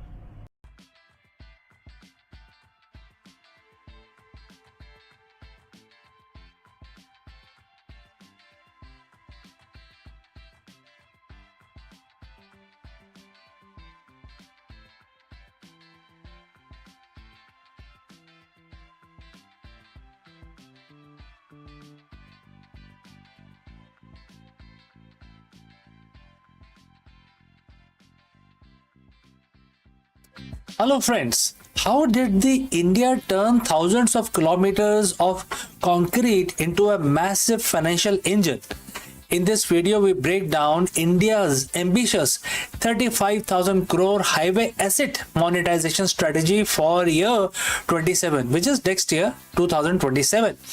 The National Highway Authority of India is leveraging Infrastructure Investment Trust and the toll operate transfer TOT model to recycle public assets by monetizing 28 national highway stretches span over 1,800 kilometers. The government is creating a sustainable revenue stream to fund the future infrastructure development across the country. Let us learn more about it. Imagine you own a house, but instead of just living in it, you could rent out a spare room to earn enough money to build a second house. That is essentially what India is doing with its highway. Welcome back. Today we are diving into a massive financial strategy, how the National Highway Authority of India, which is NHAI, is turning thousands of kilometers of concrete into 35,000 crore cash ATM. This isn't just about collecting tolls, it's a sophisticated blueprint for modern infrastructure development known as asset monetization. Let's break down how it works. So, friends, if you have reached this far, please inform us from which city you have tuned in and in which language you are watching this video. This will help us determine the reach of our channel. To understand the 35,000 crore figure, we have to look at the National Monetization Pipeline or NMP launched in 2021. The NMP is a government initiative to unlock the value of existing brownfield infrastructure assets. Think of it this way. The government has already spent billions building these highways. Once they are operational, they don't need to be built anymore. They need to be maintained. Government realized they could invite private investors to take over the operations of these complete road, and in exchange, the government gets an upfront lump sum of cash. This cash is then recycled to build new roads, bridges, and expressway. It's a perpetual cycle of growth. So how do they actually move the money? NHAI primarily use two powerful mechanisms. First, we have the toll operate transfer model, which is TOT model. Under TOT, the government grants a private player the right to collect tolls and maintain highway stretch for a specific period, usually 20 years. The private player pays the government a massive upfront fee for this right. It's a win-win. The investor gets stable long-term returns and the government gets immediate capital. Second, we have an infrastructure investment trust or INVIT, INVITs. Think of it INVITs like a mutual fund but for roads. NHAI pools several operational highway assets into a trust and offer units to investors, from large pension fund down to retail individuals. Investor get regular dividend from toll revenue collected, and NHAI gets the capital to fund new massive projects. In fact, just this year, the maiden public issue of NHAI Rajmarg Investment Trust was oversubscribed 14 times, proving massive investor confidence. Now, a common question is, does this mean toll will skyrocket? The answer is no. The user fee are strictly regulated under a national highway fee rules. Furthermore, the government has built-in oversight. The agreement includes independent traffic surveyors, strict audit requirements for escrow accounts, and performance monitoring to ensure that the private concessionaries don't prioritize short-term profit at the cost of public goods. The goal isn't to gouge drivers, it's to make the entire ecosystem more efficient and more transparent. This isn't a one-time project. Under the National Monetization Pipeline or Policy 2.0, the government has identified highway assets worth about 4 lakh crores to be monetized through by 2030. For the current year, which is 26-27, the target is specifically 35,000 crores involving just 28 highways spanning over 1,800 kilometers. By shifting away from traditional budget dependency and moving towards market-driven financing, India is setting a global standard for how a country can leverage its own infrastructure to build a stronger economic future.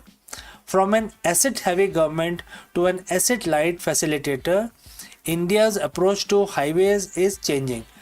So, what do you think, friends? Is this the right way to fund our nation's growth? Drop your thoughts in the comments below, and don't forget to like and subscribe and hit the bell icon for more deep dives into Indian economy. Thanks for watching. Thanks for joining live. I will catch you again in the next one. But before I leave, a word about our affiliate partner. Stop settling for a good enough video. If your built-in laptop camera looks like a grainy mess, it is time for an upgrade. Want to instantly level up your video presence? I like to present the Lenovo Performance FHD webcam. This is a game changer for your desktop setup. Technically, this is packed. It has a very sensitive RGB sensor, very crisp photographs it takes. Also comes with 2 microphones on board, which helps you to record very clear voice in stereophonic format. And these microphones are very sensitive. You can actually move away from the camera up to 2 meters and these microphones will pick up your voice without any problem. This is a very strong piece. This is very sturdy. Comes with tripod ready. Comes with a very long leash, so it gives you a lot of flexibility to place the webcam wherever you want to keep in your studio. And also it has a swivel base, which is also very handy. So if you want to basically level up your game and you want to pick up this camera at a discount, please click on the link here or scan the QR code. Now,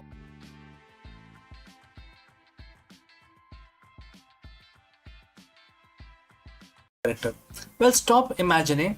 On April 20th, 2026, the media landscape shifted on its axis. Warner Brothers Discovery shareholder officially voted to approve a massive $110 billion merger with Paramount Skydance. It is a deal that essentially kills the streaming war, as we know them from the last decade. We aren't just looking at another merger, we are looking at the birth of media titans specifically designed to survive the wreckage of the peak TV era. But this wasn't a smooth ride. It involved a hostile bid, a rejected offer from Netflix, and a shareholder revolt over executive payouts that would make Roman Emperor blush. Today we are breaking down the WBD Paramount Power Play. What happens to the Max and Paramount Plus? Why does the shareholder reject David Zaslav's massive bonus? And most importantly, how does this affect your subscription bill? So friends, if you have reached this far, please let us know from which city you have tuned in and in which language you are watching this video. This will help us determine the reach of our channel. Now, let's talk money.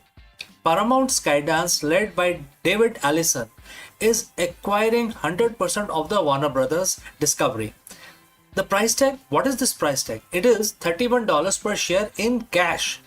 When you factor this WBD significant debt, the total enterprise value hit a staggering $111 billion. This wasn't WBD's first choice. Earlier this year, Netflix actually tried to swoop in 72 billion bid for just the studio and the streaming assets. But Paramount went for the all or nothing strategy. They didn't just want the movies, they wanted the cable network, the news, and the sports. By February 27th, Netflix blinked. They cited capital discipline and walked away. Paramount, backed by Ellison family, which is, of course, you know Ellison, right? The Larry Ellison family. Larry Ellison is the founder of Oracle, also very famous entrepreneur, globally known. And Redbird Capital. They both stepped up with the cash. WBD shareholders are now overwhelmingly giving their blessings with 1.7 billion votes in favor. However, the deal isn't closed yet. It's expected to finalize in Q3 of 2026, pending some very intense regulatory scrutiny. So what does this mean? It's all about synergy. The goal here is to create a next generation media company. Think about the intellectual property, which is IP library, they now control together as one entity. We're talking about DC Universe meeting Mission Impossible, right? The Game of Thrones alongside Star Trek, SpongeBob, SquarePants, Sesame Street under one banner. But the biggest change for us as a consumer, the super streamer, managed managed by the combined entity, and the people who are going to manage this whole thing have already hinted that Max and Paramount Plus will eventually merge into a single platform. For the companies, this saves billions, specifically 6 billion annually by this change. Alright, so they no longer have to pay for the two separate tech stacks, two marketing departments, or two set of overhead. For the viewer, it means one app to rule, to view all of them, to rule all of them. But it also means less competition, which historically lead to, you guessed it, price hike. So if there is no competition, they have consolidated the market. They are free to put any price tag, whatever they want, right? There is no pressure from the market. So if there is one thing that keeps the lights on the old media, it's the live sports. And this merger creates an absolute juggernaut. Combined, WBD and Paramount now holds the right to the NFL via CBS, NCAA March Madness, NHL and MLB championship leagues, the Olympic internationally, and the PGA tours and UFC. In a world where Amazon and Apple are trying to buy their way into sports, this combined entity becomes the must-have partner for every major league. They have the broadcast reach of CBS for the big games and streaming flexibility of Max for everything else. This is their shield against Netflix, which has only recently started dipping in its toes into live events. Now, let's get to the spicy part. While the shareholder loved the deal, they hate the exit packages. WBD CEO David Zaslav, a man often criticized for his aggressive cost-cutting and vaulting of completed films, was lined up for a golden parachute worth $850 million as an exit for himself. At the special meeting on April 23rd, shareholder voted forcefully against these executive payouts.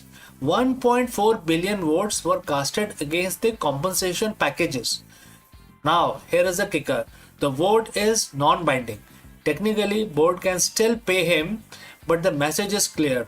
Hollywood creators and investors alike are tired of seeing massive executive bonuses while the industry suffers through layoffs and budget cuts. Even Hollywood legends like Denis Villeneuve and David Fincher signed an open letter opposing the consolidation, fearing it will lead to fewer choices and less creative freedom. So, is the deal done? Not quite. The US Department of Justice and the UK regulatory bodies are currently looking at this with a magnifying glass. Senators like Elizabeth Warren have already called it an antitrust disaster that threatens to raise prices for American families. If the deal doesn't close by September 30th, a ticking fee, kick in Paramount will have to pay WBD shareholders an extra 25 cents per share every quarter. It's a massive incentive to get across the finish line fast. The streaming war started as a race to see who could spend most money to get the most subscribers. This merger proves that the race is over. The new game is now known as survival. By joining forces, WBD and Paramount aren't trying to win the war, they're trying to make sure they are the last ones standing. So what do you think, friends? Is this a super streamer you have been waiting for, or are we just watching the slow death of a variety in Hollywood? Let me know in the comments below. And don't forget to hit that subscribe button to stay updated on the most massive media mergers of our lifetime. And I will see you again in the next one. Before I go, a word about our affiliate partner. Stop settling for a good enough video. If your built-in laptop camera looks like a grainy mess, it is time for an upgrade. Want to instantly level up your video presence? I like to present the Lenovo Performance FHD webcam. This is a game changer for your desktop setup. Technically, this is packed.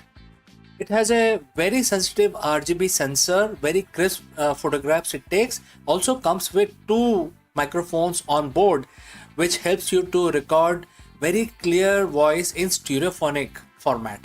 And these microphones are very sensitive. You can actually move away from the camera up to 2 meters and these microphones will pick up your voice without any problem. This is a very strong piece. This is very sturdy. Comes with tripod ready. Comes with a very long leash, so it gives you a lot of flexibility to place the webcam wherever you want to keep in your studio. And also it has a swivel base, which is also very handy. So if you want to basically level up your game and you want to pick up this camera at a discount, please click on the link here or scan the QR code. Now let's get back to our video. नमस्कार दोस्तों, आप सबका स्वागत है। और हर रोज की तरह हम अपना दिन शुरू करेंगे भगवान की पूजा करके। तो आज तो शुक्रवार है, आज का दिन देवी जी के लिए समर्पित है, माँ लक्ष्मी के लिए। तो आज हम अपना दिन शुरू करेंगे लक्ष्मी जी की पूजा करके। एज ऑलवेज मैंने एक काउंटर लिया हुआ है, ये मुझे सहायता करता है जाप करने में।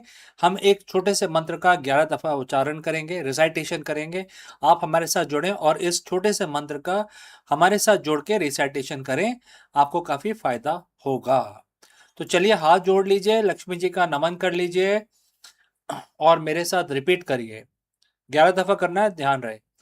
ओम श्री ह्रीं क्लीं श्री सिद्ध लक्ष्मी नमः। ओम श्री ह्रीं क्लीं सिद्ध लक्ष्मी नमः।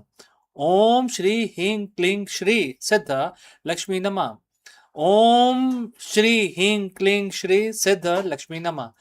ओम श्री ह्रीं क्लीं श्री सिद्ध लक्ष्मी नमः। ओम श्री ह्रीं क्लीं श्री सिद्ध लक्ष्मी नमः। ओम श्री ह्रीं क्लीं श्री सिद्ध लक्ष्मी नमः। ओम ह्रीं क्लीं श्री सिद्ध लक्ष्मी नमः। ओम श्री ह्रीं क्लीं श्री सिद्ध लक्ष्मी नमः। ओम श्री ह्रीं क्लीं श्री सिद्ध लक्ष्मी नमः। ओम श्री ह्रीं क्लीं श्री सिद्ध लक्ष्मी नमः। ओम ह्रीं क्लीं श्री सिद्ध लक्ष्मी नमः। तो इसके साथ हमारे 11 दफा रिसाइटेशन लक्ष्मी जी का जो जाप हमने किया वो संपन्न हुआ और अब हम अपना दिन शुरू कर सकते हैं। आपका भी दिन शुभ रहे। तो इसी कामना के साथ हम इस वीडियो को समाप्त करते हैं, लेकिन जल्दी ही मिलते हैं दूसरे वीडियो में। In an era where the artificial intelligence debates blur the line between mind and machine, the voice of an ancient sage still echoes with a startling clarity. I'm talking about Rishi Kapil, the father of Sankhya philosophy, who once declared that existence is woven from two eternal threads. One is Purush, that means pure consciousness, and the another is Prakriti, that means nature. 25 centuries later, his vision feels uncannily modern. So let's find out more about this philosophy. Friends, we have all heard about the India's largest pharmaceutical company, that is Sun Pharma, also known as Sun Pharmaceutical Industries. And this company has just announced a massive acquisition which is worth 11.75 billion US dollars. Sun Pharma has acquired US based Organon and Company, making one of the largest outbound deals in Indian history. In this video, we break down why Sun Pharma is betting big on the US market and what this means for investors and the global healthcare landscape. Let's discuss this further. In the world of global pharmaceuticals, 11.75 billion isn't just a number, it's a statement.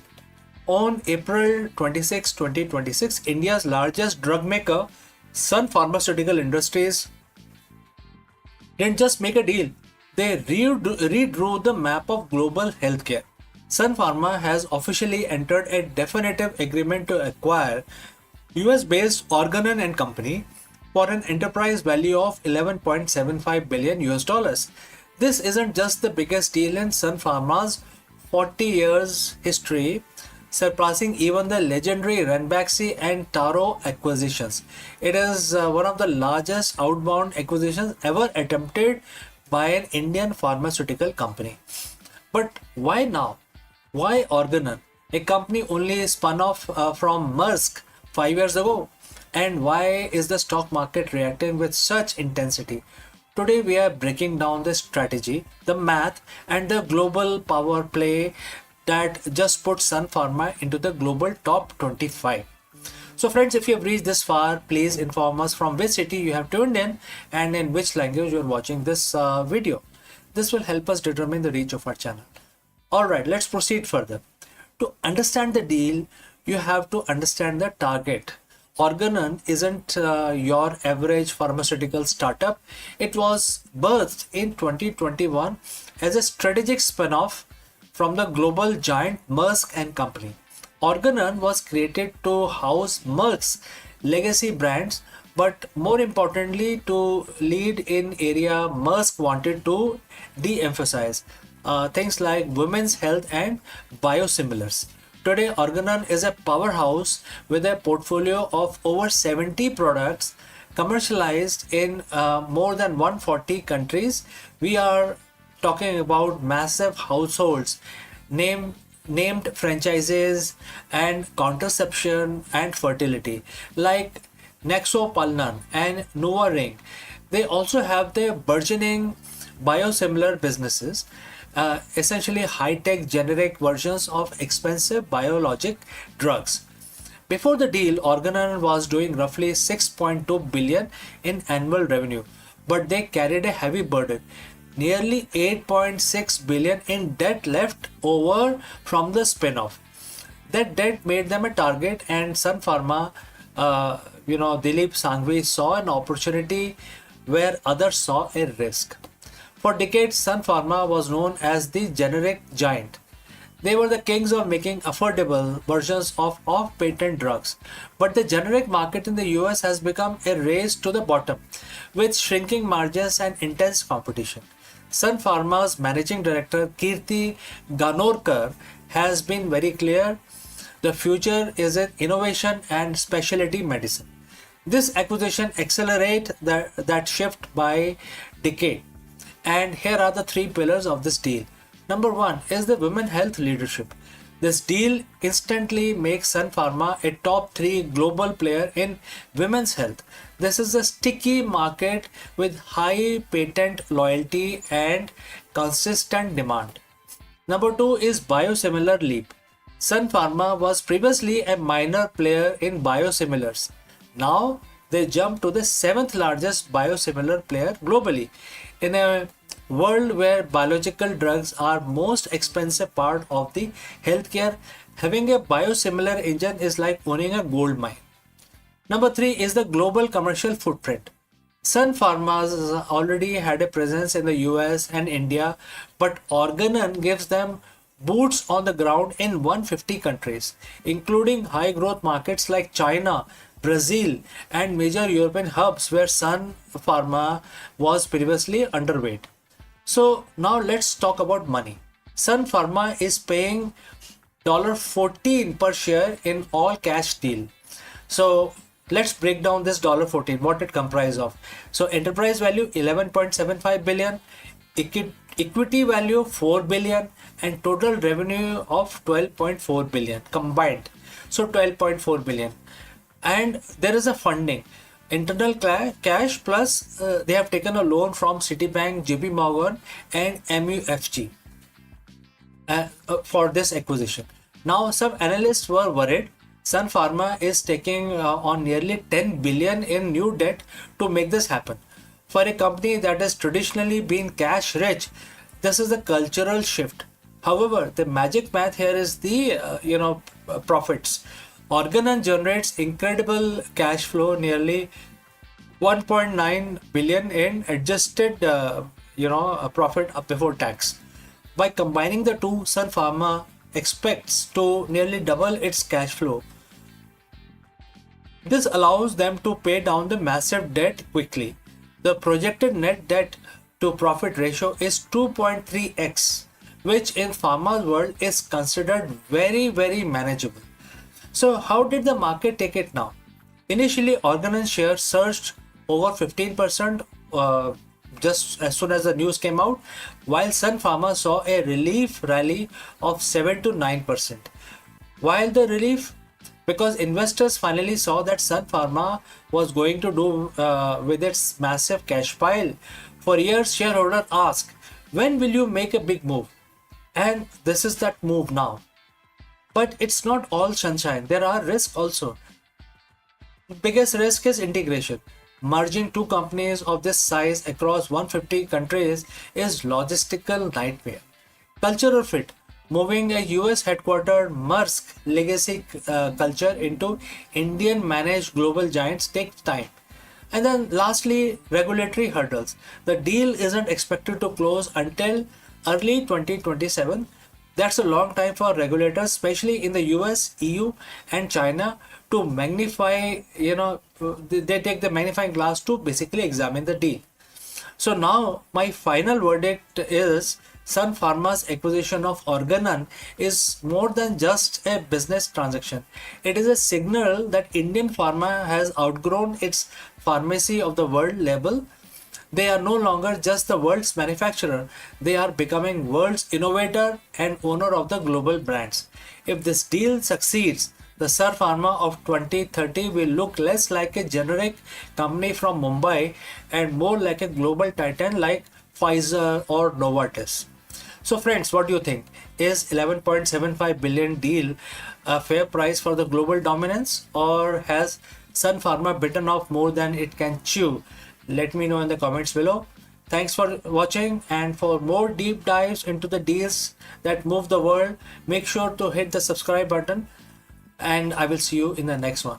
Before I part ways, a word about our affiliate partner.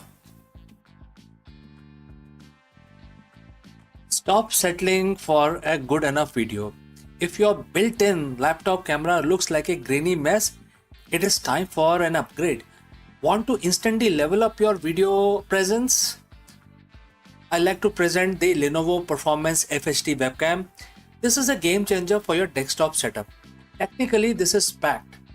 It has a very sensitive RGB sensor, very crisp photographs it takes. Also comes with two microphones on board, which helps you to record very clear voice in stereophonic format. And these microphones are very sensitive. You can actually move away from the camera up to 2 meters, and these microphones will pick up your voice without any problem. This is a very strong piece. This is very sturdy. Comes with tripod ready. Comes with a very long leash, so it gives you a lot of flexibility to place the webcam wherever you want to keep in your studio. And also it has a swivel base, which is also very handy. So if you want to basically level up your game, and you want to pick up this camera at a discount, please click on the link here or scan the QR code. Now let's get back to our video.